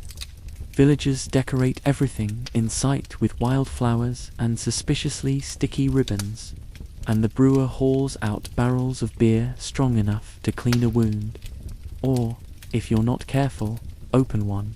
As the village green fills up, the atmosphere transforms. The air is thick with roasting meat, boiling stew, and the distant, unmistakable tang of someone accidentally setting the bread on fire. Tables groan under the weight of pies, sausages, and platters of hemp seed pottage. No one knows exactly who first decided that hemp belonged in everything from biscuits to porridge, but no one's complaining. After a few servings, even your neighbors' never-ending complaints about moles sound philosophical. And the soup, oh, the soup. Every household brings a different ingredient, creating a bubbling cauldron of culinary optimism and thinly disguised leftovers. The result is equal parts delicious, dangerous, and for reasons no one can explain, mildly hypnotic. After a few bowls, old Mrs. Barlow is convinced she can speak to crows. The miller tries to teach his donkey to waltz, and the local priest, quietly, excuses himself to check the candles every time someone offers him a second helping. Drinks flow as the sun climbs higher. Small beer for the children because hydration matters even on feast days. Proper ale for the grown-ups, and a mysterious punch that no one admits to making but everyone enjoys. After a while, the songs begin, old folk tunes about doomed lovers, victorious saints, and the occasional turnip that saves the day. You find yourself armed with the blacksmith, belting out a chorus that grows more enthusiastic and less coherent with every verse. By mid-afternoon, inhibitions have been left behind, along with common sense. Someone starts a sack race with live chickens. The baker and the shepherd stage a debate about the proper way to eat pottage, which devolves into interpretive dance. The children are covered in mud. At least one cow is wearing a garland, and the mayor is asleep under the table, muttering about the spirit of Saint Swithin and snoring to the beat of the festival drum. Evening brings fireworks in the form of a massive bonfire. More singing and stories shared around the flames.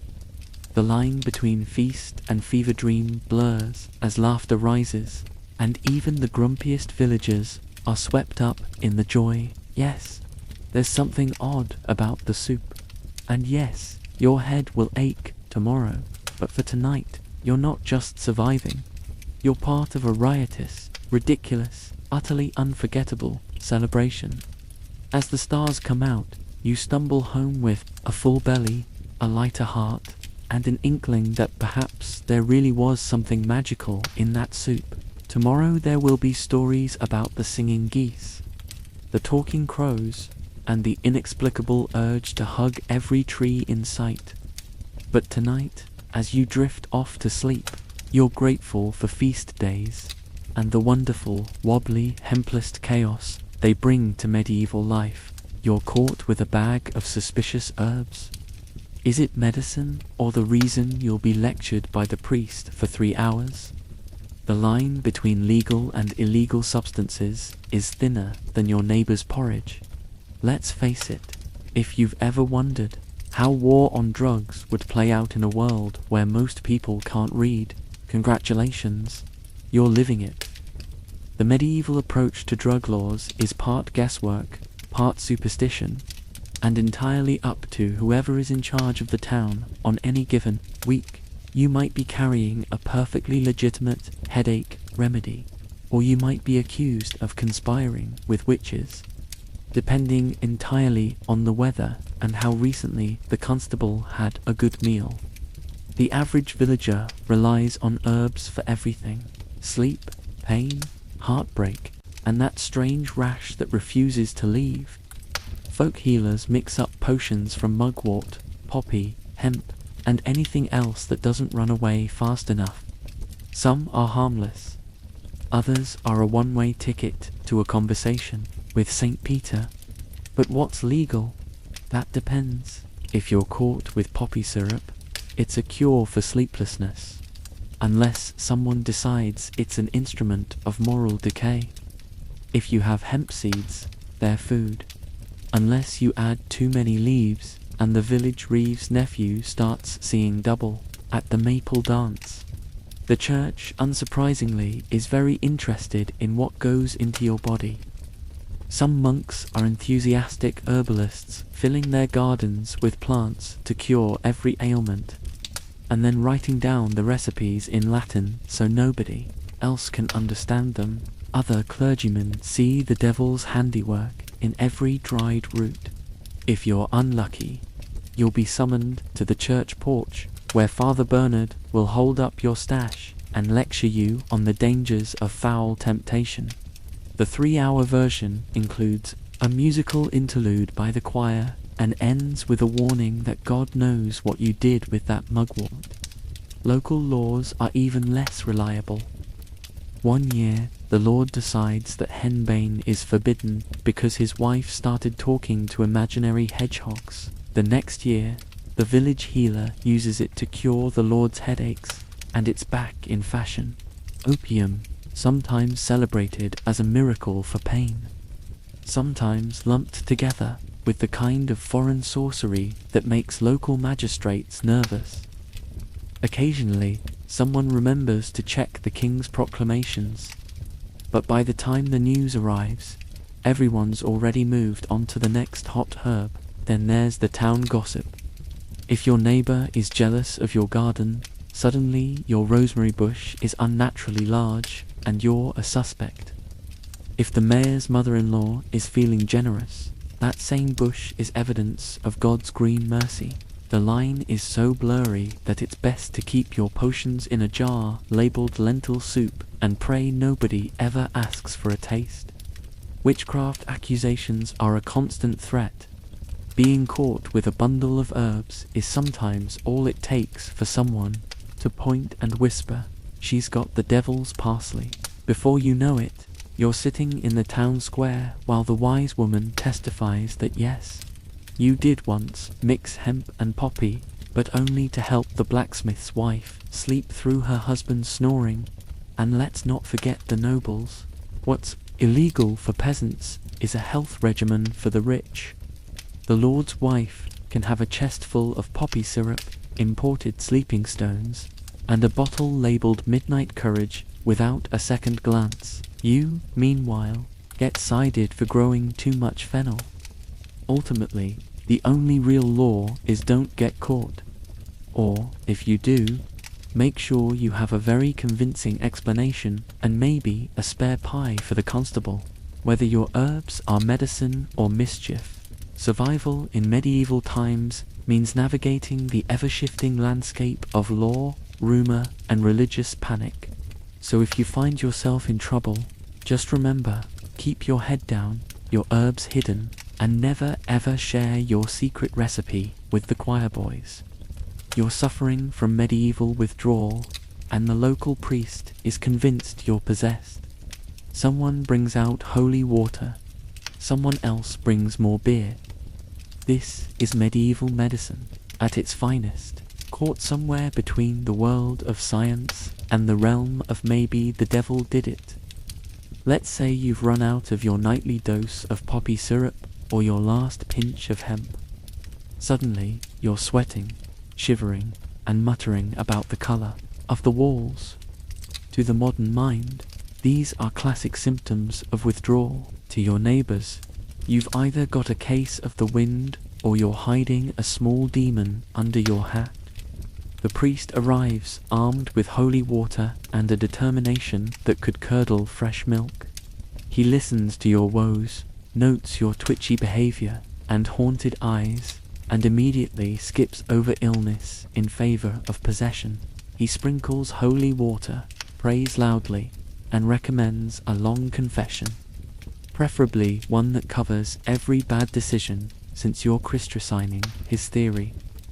When your soul gets too used to herbal comfort, it leaves a spiritual vacancy that demons are all too happy to fill. To be fair, after 3 days off the poppy syrup, you're open to anything that will make the headache stop, even an exorcism. Your family, meanwhile, takes a more practical approach. Grandma insists you just need to sweat it out.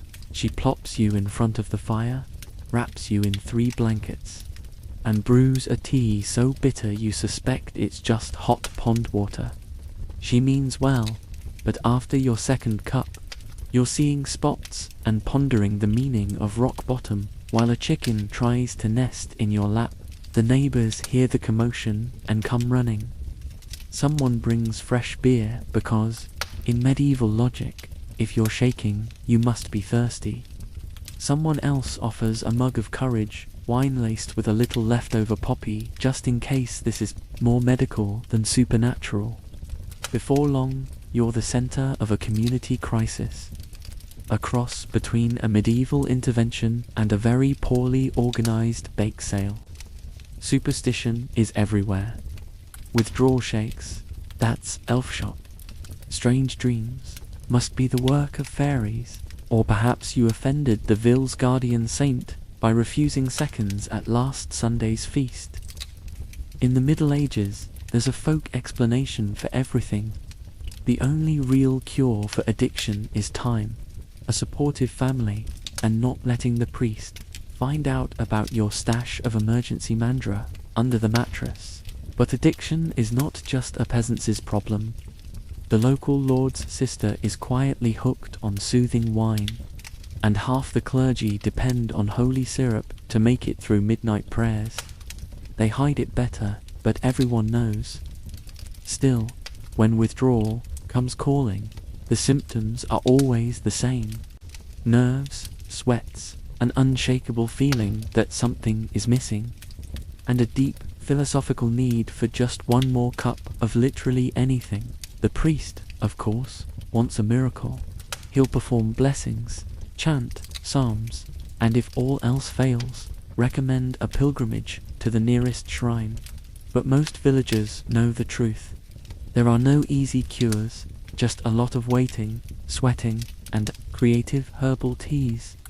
You ride out the worst of it, surrounded by a chorus of prayers, the occasional sprinkle of holy water, and enough beer to float a small fishing boat. Eventually, the fever breaks, your head clears, the village breathes a collective sigh of relief, and everyone returns to pretending you just had a touch of summer fever. The priest offers a final blessing. Your family welcomes you back with soup, and the neighbors quietly ask if you're holding onto any extra poppy syrup for emergencies. Of course. So, the next time you think about modern detox routines, just remember in medieval times, your choices were limited. It was holy water, beer, and whatever magic the wise woman could brew. If you survived, you were considered cured and probably owed the local priest a very large candle. It turns out the rich aren't just addicted to land and power, they're quietly hooked on poppy tinctures, and nobody wants to mention it, especially not at church. Picture this: a grand stone manor, all stained glass, echoing halls, and a suspiciously large collection of velvet cushions. The lord of the manor is draped across his shore's lounge in a pose meant to evoke deep thought, but it's really just so he doesn't have to stand up. At his elbow sits a delicate silver vial, ornately etched with lions, griffins, and if you look close, a poppy blossom or two, hiding in plain sight. These are the secrets of the medieval upper crust. While peasants dose themselves with homebrew remedies and wise woman potions, the nobles have access to the finest imported opium, poppy syrup, and elixir straight from the Venetian apothecary, who conveniently never asks questions and always accepts gold. In the noble household, a headache is never just a headache. It's an opportunity to break out the special tonic best enjoyed in private chambers behind a locked door or during the third hour of a particularly boring mass. Officially, poppy tinctures are for ailments, migraines, female troubles, and that mysterious condition known only as nerves. Unofficially, the Lord's favorite excuse is preparing for diplomacy, which apparently requires spending hours contemplating the ceiling and occasionally giggling at the chandelier. Lady Marjorie, meanwhile, has her own stash hidden in the false bottom of a jewelry box used to survive long embroidery sessions, tedious poetry recital, and the horror of listening to her cousin play the lute off-key for the 100th time. The staff are well aware. The steward pretends not to notice when the master's morning medicine leaves him blissed out for the entire afternoon. The chambermaids quietly refill bottles with diluted wine, praying nobody notices the difference. The family physician, who is paid handsomely to look concerned and write indecipherable Latin notes, recommends modest use, then accepts his own dose as payment. Even the chaplain, ever eager to protect his lord's soul, looks the other way unless he's in on the stash himself. What makes it all so hush-hush is the reputation game. Nobles live and die by appearances, robust health, good breeding, and the ability to endure 9-hour banquets without openly weeping into the gravy. Admitting to a poppy habit is out of the question, even as everyone develops a suspicious fondness for herbal, cordial, and digestive drops. Gossip flows like me, but direct. Confrontation is rare. Instead, there are endless coded conversations. How is the Lord's sleep? Lady Marjorie seems so serene these days. Is it true the Baron's new apothecary studied in Baghdad? No one says the word addicted. That's a peasant's problem. This is a refined taste. Of course, overindulgence has its perils. There are rumors about lords sleeping through council meetings or ladies drifting off halfway through a tournament. Occasionally, someone's so relaxed they forget which side of the table they're supposed to sit on, or spend an entire afternoon convinced the family cat is reciting Latin poetry. The official story is always exhaustion, the weather, or something in the stew. Behind closed doors, the reality is simple. The rich are just as human as everyone else, only with better furniture and more expensive bad habits. Their populist evenings are filled with soft laughter, wild dreams, and the gentle assurance that tomorrow's troubles can wait. And as long as no one says it out loud, everything remains perfectly proper. Until, of course, the bishop comes to visit unannounced and finds half the household napping blissfully through evening prayers. So the next time you picture a medieval lord or lady, remember underneath the velvet, the jewels, and the carefully curated dignity, there's a secret bottle of poppy tincture tucked away. Proof that even the mighty need a little escape from the madness of medieval life, especially if it helps them survive another lute solo. At the annual Midsummer Festival, the air is thick with wood smoke, laughter, and the suspiciously sweet smell of burning herbs. By midnight, half the village is either singing or hugging a tree. Welcome to the highlight of the medieval social calendar, the festival where everyone from the tiniest child to the oldest crone, comes together to eat, drink, and temporarily forget about plague, taxes, and the ongoing battle with moles in the barley field. Preparation starts days in advance. Bonfires are built, barrels are rolled out, and a parade of pies, cheeses, and slightly burnt sausages appears as if by magic. But the real magic is in the air somewhere between the roasting meat and the mulled wine. You notice it. The unmistakable scent of something more than just firewood. That's because the herb man has arrived, his wagon piled high with dried bundles of sage, mugwort, and depending on how adventurous the village is feeling, hemp, or even a pinch of henbane. He trades packets for gossip, and everyone insists their recipe for festival stew is just traditional, which is medieval code for don't ask too many questions. As dusk falls, the party picks up speed, the ale flows freely, sometimes spiked with a little extra herbal spirit, courtesy of the wise woman who claims it helps with dancing. The town fiddler tunes up, the first round of maple dancing begins, and before you know it, the line between enthusiastic and possessed by the spirit of the festival starts to blur. Someone is always first to suggest smoking a little something for good luck. Suddenly, the festival fire is ringed with people who are slightly too invested in discussing the shape of clouds or the political motivations of sheep. The older villagers wink knowingly. It's all in good fun, they say, while sipping their herbal punch with an expression that suggests they're about to discover a new color. The children, meanwhile, dart through the crowd with sticky hands and grass in their hair, entirely immune to the deeper mysteries of the festival, but perfectly tuned to the sugar in the honey cakes. By the time the second round of hemp cakes is served, the singing has gotten noticeably louder, and the arguments over who can jump the bonfire, who the highest, are interrupted only by fits of giggles and the occasional impromptu nap under the tables. It's not all chaos, though. The festival is also about community and ritual. The herbs burned on the bonfire are said to ward off evil, bring good harvests, and at least according to the apothecary, cure bad moods and sore knees. Couples sneak off to the edge of the fields to weave garlands. The blacksmith challenges the miller to a wrestling match.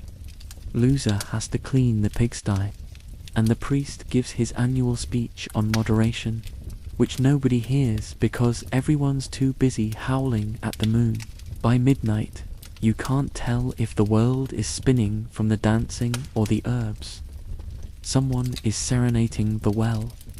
Someone else is convinced the old oak tree is giving excellent life advice. The mayor, a normally serious man, has climbed onto a hay bale and is reciting a love poem to his boots, while the wise woman gently reminds everyone to drink water, or at least something that isn't on fire.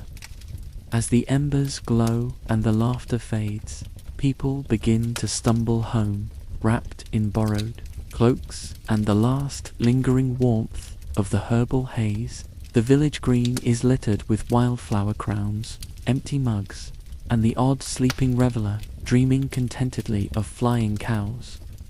The next morning, life returns to normal. The festival is a blur of memory, half real and wholly absurd. But for a brief, herb-scented night, everyone in the village was just a little lighter, a little freer, and maybe, just maybe, a little bit happier for having hugged a tree and sung to the stars. In the world of medieval festivals, that's a victory worth celebrating. You want to quit your poppy habit. The only detox center available is your own willpower, a locked barn, and your grandmother's advice. Just eat more onions. There's no pamphlet, no hotline, and certainly no spa-like retreat with scented towels and inspirational quotes. In the 14th century, Rehab means barricading yourself somewhere no one can hear you, so while your extended family stands guard outside, offering motivational support in the form of boiled root vegetables and the occasional threat to let the chickens keep you company. Your grandmother is the self-appointed chief of medicine. She bustles in and out of the barn, arms loaded with onions, garlic, and dubious home remedies. "Sweat it out," she commands, opening every window and door to make sure the draft is just uncomfortable enough to remind you of your sins.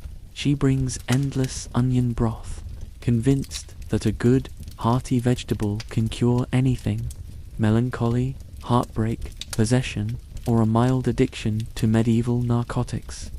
You try to rest on a pile of hay that's equal parts straw and questionable smells. But sleep is a cruel, fleeting guest. Night sweats, headaches, and wild dreams keep you tossing. You hallucinate conversations with the barn cat, who offers surprisingly solid life advice, while your body insists that a dose of poppy syrup would be the perfect nightcap. Instead, you get more onion stew and the encouragement of your cousin, who tells you about the time he quit spiced ale for Lent and still shivers at the memory. Withdrawal is not for the faint of heart. One minute you're shivering under 3 blankets. The next, you're sweating so much the chickens ask if you're planning to hatch something. The village wise woman visits, offers you a pouch of soothing herbs and a pep talk about how true courage is in the gut. You're pretty sure she means literal guts, considering how much garlic she slipped into your soup. For distraction, your family brings in entertainment.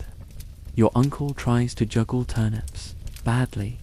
Your little sister sings you ballads about heroic cabbages, and the local priest drops by to say a few prayers and recommend confession just in case. It's not exactly a modern spa. There's no music, unless you count the cows mooing at dawn and the gentle chorus of snoring from the goat pen. Your pillow is a sack of barley, and your daily exercise consists of pacing the length of the barn, plotting escape and dodging droppings. Occasionally, you wonder if being addicted was actually easier, but as the days crawl by, something changes. The shakes become less severe, the cravings dull at the edges, and you start to feel more human, though you'll never look at onions the same way again. The world outside the barn becomes less terrifying. Your family brings in fresh bread, and someone sneaks you a sliver of honeycomb to celebrate making it through another night without screaming. You even manage to nap, dreaming only of slightly aggressive vegetables. When you finally emerge, blinking into the sunlight, the whole village is waiting. They cheer, they hug you briefly because you smell like barn and onions, and they tell you how brave you are, braver than the time old Tom faced down the angry sheep. Your grandmother beams with pride, declares you cured, and recommends you celebrate with a bowl of more onion soup. You're not cured by modern standards, but you've survived the medieval version of rehab. Sheer stubbornness, family support, and the unwavering power of root vegetables. There's no certificate, no badge, but there is a sense of accomplishment, and a barn cat who now follows you everywhere, convinced you're some sort of saint. So, next time you're tempted by the poppy syrup, remember the locked barn, your grandmother's onions, and the look on your cousin's face when he tried to juggle them. In medieval times, that's as good as clean gets. And if you ever need motivation to stay sober, just think it's either this or another week with the chickens. Someone's collapsed at the fair. Was it the moldy bread, the opium wine, or just a classic case of medieval dehydration? The doctor prescribes more wine and a nice long nap. If you wake up, you're cured. Welcome to the medieval emergency room, a sun-dappled patch of grass behind the pig pen. 2 nervous apprentices, and a collection of bottles, herbs, and prayer beads that look suspiciously like last year's leftovers. There's no stretcher, no triage nurse, and definitely no privacy curtain. Just a crowd of villagers, each with their own theory on what exactly has caused today's grand collapse. Let's rewind. Fairs in the Middle Ages are a sensory overload. Roasting meat, sticky sweets, strong ale, questionable stew, and treats like moldy rye bread that's more psychedelic than nutritious. Toss in a handful of hemp cakes, a mug of the apothecary's energizing cordial, and a sip or 3 of poppy-laced wine, and you have the perfect recipe for what the village healer cheerfully calls unexpected napping. The moment someone keels over, face down in the maple ribbons, the crowd leaps into action. Aunt Mildred fans them with her apron. The blacksmith offers to carry them to the healing spot, which is usually a shady patch under a tree with a nice view of the juggler. The baker swears he saw it coming, and the priest rushes in to offer prayers, just in case this is a spiritual crisis in disguise. Enter the doctor if you're lucky enough to have one in your village. He's part healer, part chemist, and part magician. His qualifications include 3 years as an apprentice, a handwritten note from the monastery, and the fact that he owns more than 2 books. He surveys the patient, sweaty, pale, mumbling about dancing goats, and immediately launches into the standard medieval diagnostic process. Sniff the breath, whine, check the pulse, erratic, and ask what they ate. Everything. Was it the moldy bread? Rye infected with ergot can turn a simple sandwich into a psychedelic adventure. Was it the relaxing wine? Opium-infused vintages are all the rage at fairs. 1 cup makes the loot sound tolerable.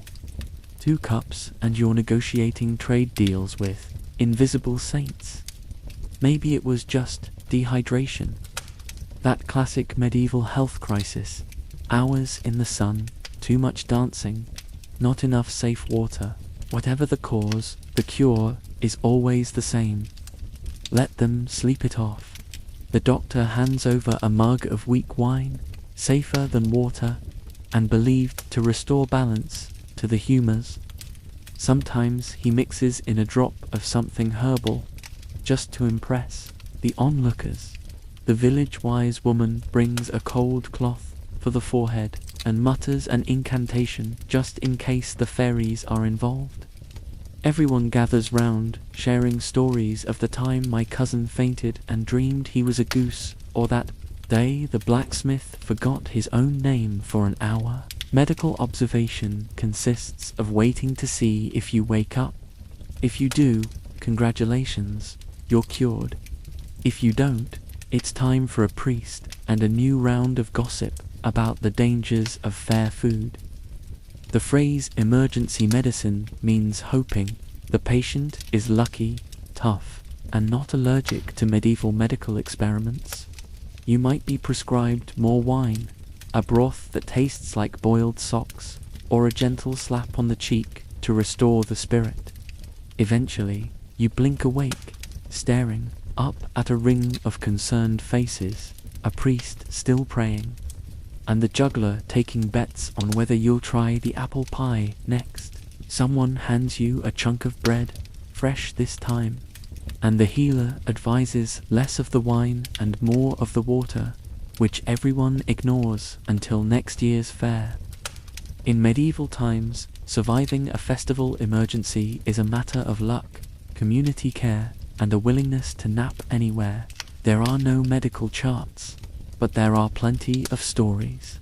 And if you make it home with only a headache and a new respect for moderation, you're one of the lucky ones. Until the next fair anyway. Not every medieval experiment ended well. A little too much poppy, a suspicious herbal tea, and suddenly your afterlife is a lot closer than planned. The village priest prays for your soul, but the apothecary just adds another label to his shelf. Use less next time. In a world with no warning labels, no emergency rooms, and only the vaguest idea of what a safe dose might be, the line between remedy and ruin is alarmingly thin. Medieval medicine is a hopeful game of guesswork. Every herbal mixture, syrup, or powdered root is a tiny adventure in chemistry. Sometimes you wake up pain-free. Sometimes you just don't wake up at all. Take poppy, for example. 1 pinch in your evening wine and you sleep like a baby. 2 pinches and you sleep like the local hermit who hasn't been seen since last harvest. 3, and well, let's just say you're off to meet your ancestors a bit earlier than planned. The apothecary, who spends his days surrounded by jars labeled blessed thistle, dragon's blood, and possible antidote, tries his best. But with no way to measure or test, every dose is a leap of faith.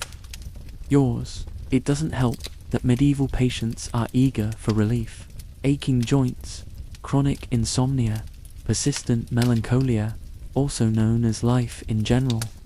Most people are more than willing to try anything, and the local healers are more than willing to oblige. That soothing tea might include Valium, poppy, and a sprig of something that even the wise woman can't identify.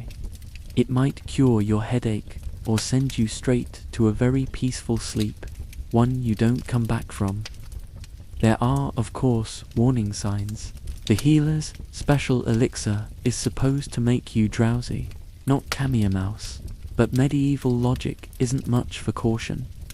If a little is good, more must be better. It's a principle that leads to stories like remember old Hilda who tried to cure her toothache and slept through a thunderstorm, a rooster crowing, and the annual tax collection. When someone fails to wake up, the village gathers. The priest is called to bless the body, offer prayers, and if possible, quietly encourage everyone to be more careful with foreign plants. The family mourns, but there's always an undercurrent of dark humor, another cautionary tale for the next festival, another verse in the endless folk song of medieval trial and error. Meanwhile, the apothecary is undeterred. He adds a new label to the jar. Use less next time. There's no formal investigation, just a quietly whispered, well, now we know. The next batch of poppy syrup is a bit weaker, the next herbal tea slightly less adventurous, but the lessons learned are passed from healer to apprentice in hushed tones. Never give Uncle Oswald more than 1 spoonful. Don't mix the blue flowers with the brown roots. If it smells like funerals, put it back. Still, accidents happen. The nature of medieval medicine is improvisational, hopeful, and sometimes fatal. For every patient who drifts off into a gentle slumber, there's another who never wakes up from it. Death by drugs isn't a scandal, just a risk everyone accepts. A reminder that even comfort comes with consequences. The village moves on. The priest adds another name to his prayers. The apothecary fiddles with his recipes. The wise woman mutters about strong constitutions and starts brewing a milder tea. And the villagers, always practical, bury their dead, with a little more caution and a lot more stories to tell. So next time you reach for a painkiller, remember, in the Middle Ages, relief was just as likely to be eternal. If you survived your dose, you celebrated. If not, at least the village got another useful label. Maybe try half. You've been nibbling hemp seed bread all day and suddenly crave something different. Enter the medieval munchies, a phenomenon that strikes after a few too many herbal teas or mysterious poppy cakes. You wander the village in search of a turnip dipped in honey, only to realize the honey's been borrowed by the local beekeeper, who's currently convinced his bees can predict the future. Welcome to snack time, medieval style, where cravings aren't satisfied by a quick trip to the pantry, but by a scavenger hunt through your neighbor's gardens, the kitchen scraps, and the ongoing town drama. The medieval munchies sneak up on you with no warning. One moment, you're discussing theology with the cat. The next, you're desperately searching for anything even vaguely edible, and maybe just a little sweet. Of course, this is no modern supermarket. There are no chips, no chocolate, and definitely no late-night pizza delivery. Your options are creative. After a generous slice of poppy seed cake and a cup of that sleepy tea the wise woman gave you just for calming the nerves, your mind turns towards snacks with laser-like focus. Everything suddenly seems possible. Even the leftover pottage looks appealing, especially if you sprinkle a bit of ground hemp seed on top and pretend it's an exotic spice. You stagger into the communal kitchen, where the cook is already elbowed deep in bread dough and only mildly surprised to find you rummaging for just a little something. She eyes you knowingly and points to a plate of stale cheese, a half-eaten onion, and what might once have been a pear. You politely decline and set your sights higher. The honey pot, unfortunately, the beekeeper is already one step ahead. He's hidden the village's honey, convinced the bees are sending him coded messages about the weather, the harvest, and the secret love life of the baker's daughter. Undeterred, you wander off in search of other treats. The turnip pile looks especially inviting. Under normal circumstances, a raw turnip is a last resort snack, but under the influence of herbal tea and low standards, it transforms into a delicacy. You contemplate dipping it in ale, smearing it with leftover hemp butter, or if you're feeling bold, grilling it over the hearth fire. Medieval munchies encourage culinary innovation, sometimes genius, sometimes an abomination. Your craving grows more adventurous. You consider raiding the garden for peas, or maybe borrowing a carrot from the Lord's private stash. Careful, the last person who tried ended up spending a night in the stocks. Then you remember the chestnuts the miller's wife was roasting yesterday, and soon you're poking through the ashes, hoping nobody notices you're foraging. Snack time in the Middle Ages is part hunger, part stealth mission. Of course, you're not alone. The local children are already way ahead of you, raiding the herb garden for wild sorrel and chasing each other around with handfuls of stolen nuts. The dog is rooting through yesterday's stew pot, and even the chickens are pecking enthusiastically at the crumbs under the table. It's a village-wide snack attack, and everyone's invited. Eventually, you cobble together a bizarre but satisfying feast: a hunk of hemp seed bread, a smear of questionable cheese, 3 roasted chestnuts, 1 slightly burnt, and the smallest drizzle of honey left behind by an absent-minded bee. You sit down by the fire, surrounded by the chorus of munchers, and savor the moment. Everything tastes better with a bit of imagination and possibly the lingering effects of herbal relaxants. By midnight, your hunger is gone, replaced by a mild sense of accomplishment and a renewed respect for the humble turnip. The beekeeper, meanwhile, is still muttering about the Queen's prophecy. The children are asleep in a pile of hay, and the wise woman is already brewing her next mysterious digestive. In a world where a snack is never guaranteed and cravings can't be satisfied by a quick run to the corner shop, medieval munchies are both a challenge and a communal event. So, next time you're hit with a craving, remember, in the Middle Ages, snacks are an adventure, especially after a slice of poppy cake and a long conversation with a very mysterious cat. The local constable catches you with a suspicious pouch of dried plants. Suddenly, you're not just a concerned peasant with allergies. You're on trial for witchcraft. Medieval law is fuzzy on what counts as illegal drugs and what's just your herbalist aunt's attempt at cough syrup. Either way, good luck convincing the court you're not about to summon a rainstorm with your oregano. In the Middle Ages, a bundle of dried leaves could turn you from model citizen to public enemy faster than you can say basil. One moment, you're innocently gathering mugwort for Aunt Moore's cough. The next, the whole village is whispering about your suspicious midnight gardening. It doesn't help that the constable, whose entire legal training consists of reading 3 parchments and remembering not to arrest the Lord's dog again, takes his job very seriously. He squints at your bag, sniffs it, and decides you must be up to something. Into the town square you go, herbs confiscated, dignity slipping. The wise woman tries to vouch for you. That's my parsley for soup, not sorcery. But her reputation is already teetering on the edge after last year's incident with the magical beetroot. The villagers gather, eager for a little excitement between bad harvests and worse weather. Children chant, which, because it's more fun than school. And the blacksmith starts betting on how long until you start turning people into frogs. The local priest arrives to make things official.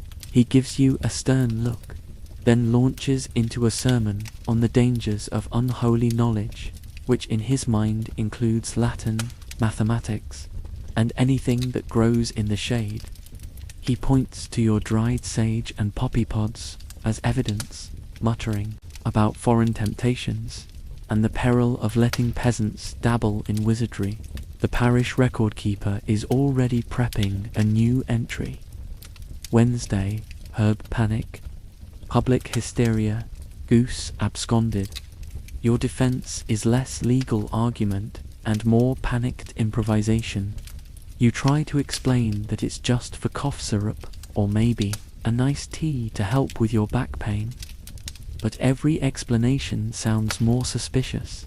The more you talk, the more the villagers are convinced you're about to hex the town's well or conjure a thunderstorm out of spite. After all, everyone remembers old Tom, who claimed his wife's nettle soup made him sprout hair on his ears, though, in fairness, Tom's memory is less than reliable. The evidence against you mounts. The wise woman's testimony is dismissed as biased.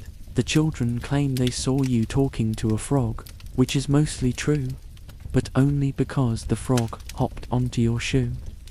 The final nail is when the apothecary admits under pressure that he once saw you buying extra rosemary, clearly a sign of nefarious intent.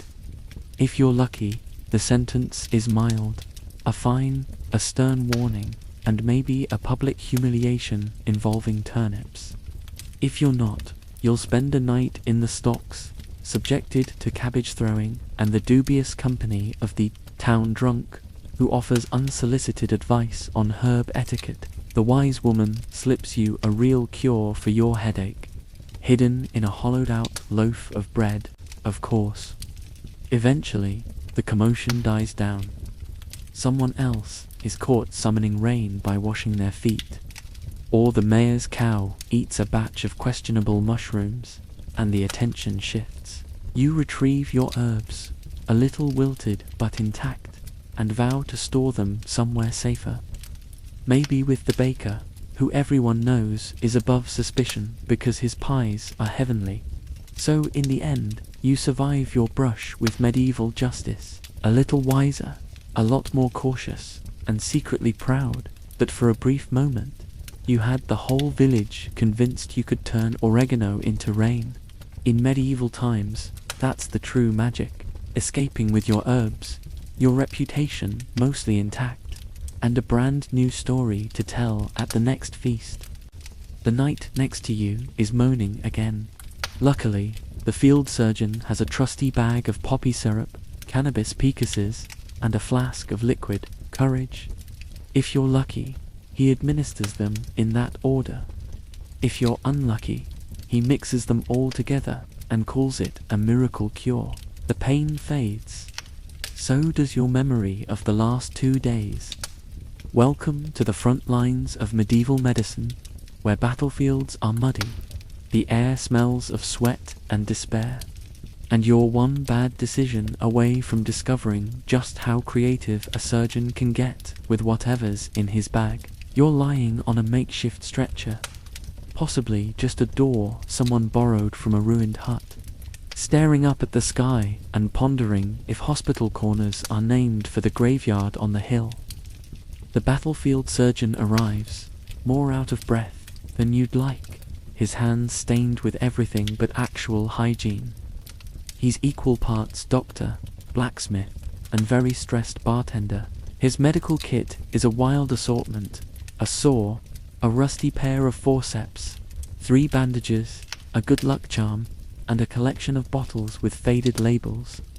There's poppy syrup for pain, cannabis picases for swelling, and the famous flask of liquid, courage, usually a potent ale or something he distilled last night behind the latrine. Your treatment depends entirely on his mood, your injury, and whether or not he's misplaced his spectacles. If you're lucky, you get a careful dab of poppy syrup, just enough to dull the agony and send you into a gentle, dreamlike state. For the bruised and battered, there's a pus made from mashed cannabis leaves and whatever herbs haven't been trampled underfoot. If he's really feeling ambitious, you get both at once, wrapped up in a bandage that smells strongly of hope and faintly last night's stew. Then comes the liquid courage. It's administered with the kind of gravity reserved for holy relics, a generous swig before surgery, another for the surgeon himself, and a third just in case. If you object, the surgeon shrugs and says, "It's this or nothing, lad." Medieval battlefield consent is mostly a matter of not biting anyone's fingers. Of course, the methods aren't foolproof. The poppy syrup can erase the pain, and most of your memories from the last 48 hours. You might wake up swaddled in rags, your legs suspiciously lighter, and with a story about how you bravely fought off 24 nights that nobody quite believes. The cannabis pus soothes burns, dulls aches, and occasionally inspires philosophical discussions with the guy next to you about whether turnips have feelings. Side effects are plentiful: slurred speech, impromptu singing, and a temporary belief that you are in fact invincible. The lucky ones get a nap, some relief, and a ride home with at least one limb still attached. The less fortunate get a lecture about how the body heals best with good cheer and strong A delivered by a surgeon who is by this point definitely not sober. When things go well, you hobble away with a new scar and a wild tale for the next feast. When things don't, you get a mass, a memorial, and your name added to the long list of brave but unlucky souls.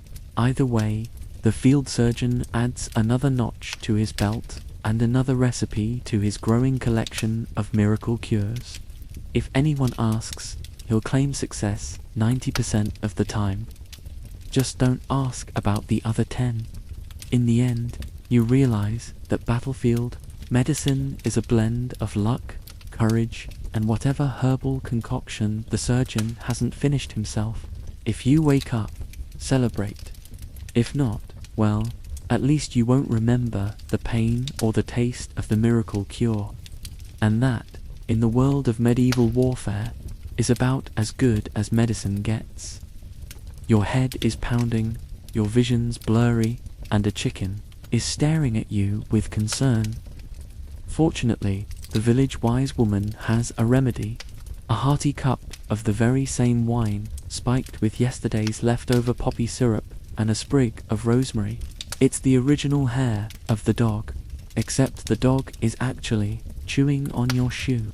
You've survived another medieval night of revelry, or at least you think you did.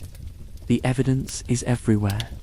A wine stain shaped suspiciously like the Virgin Mary, half a loaf of bread in your pocket, and a vague memory of singing ballads to the mayor's pig. You try to sit up, but the world spins, and your mouth feels like you've been chewing on a dusty thatch roof. Enter the wise woman, her arms full of bottles, her eyes full of sympathy, and her remedies as old as the hills. She doesn't bother with questions. Instead, she shoves a cup into your hands and warns, "Drink up, but don't ask what's in it." The concoction smells of last night's regrets, sour wine, a dash of poppy syrup for the pain, and a generous springrig of rosemary to convince you that it's medicinal. The taste is somewhere between herbal encouragement and "please don't throw up on my shoes," but desperate times call for desperate measures. You down it in one go. In the Middle Ages, hangover cures are all about survival. The village recipe is simple. If the thing that caused the misery is still available, have more of it, preferably before the sun reaches your window. Wine for wine, ale for ale, and if the hangover was caused by a mysterious festival punch, hope there's still some left in the communal cauldron. The logic is flawless. Why suffer when you can just delay the suffering until tomorrow? But this isn't just about wine. The wise woman believes in balancing the humors, which means she'll add whatever's handy.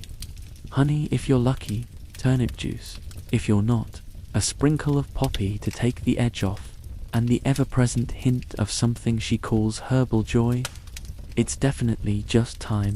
As she bustles around, she mutters incantations, sprinkles a bit of salt over your head, and recommends that you walk backward around the house 3 times for luck.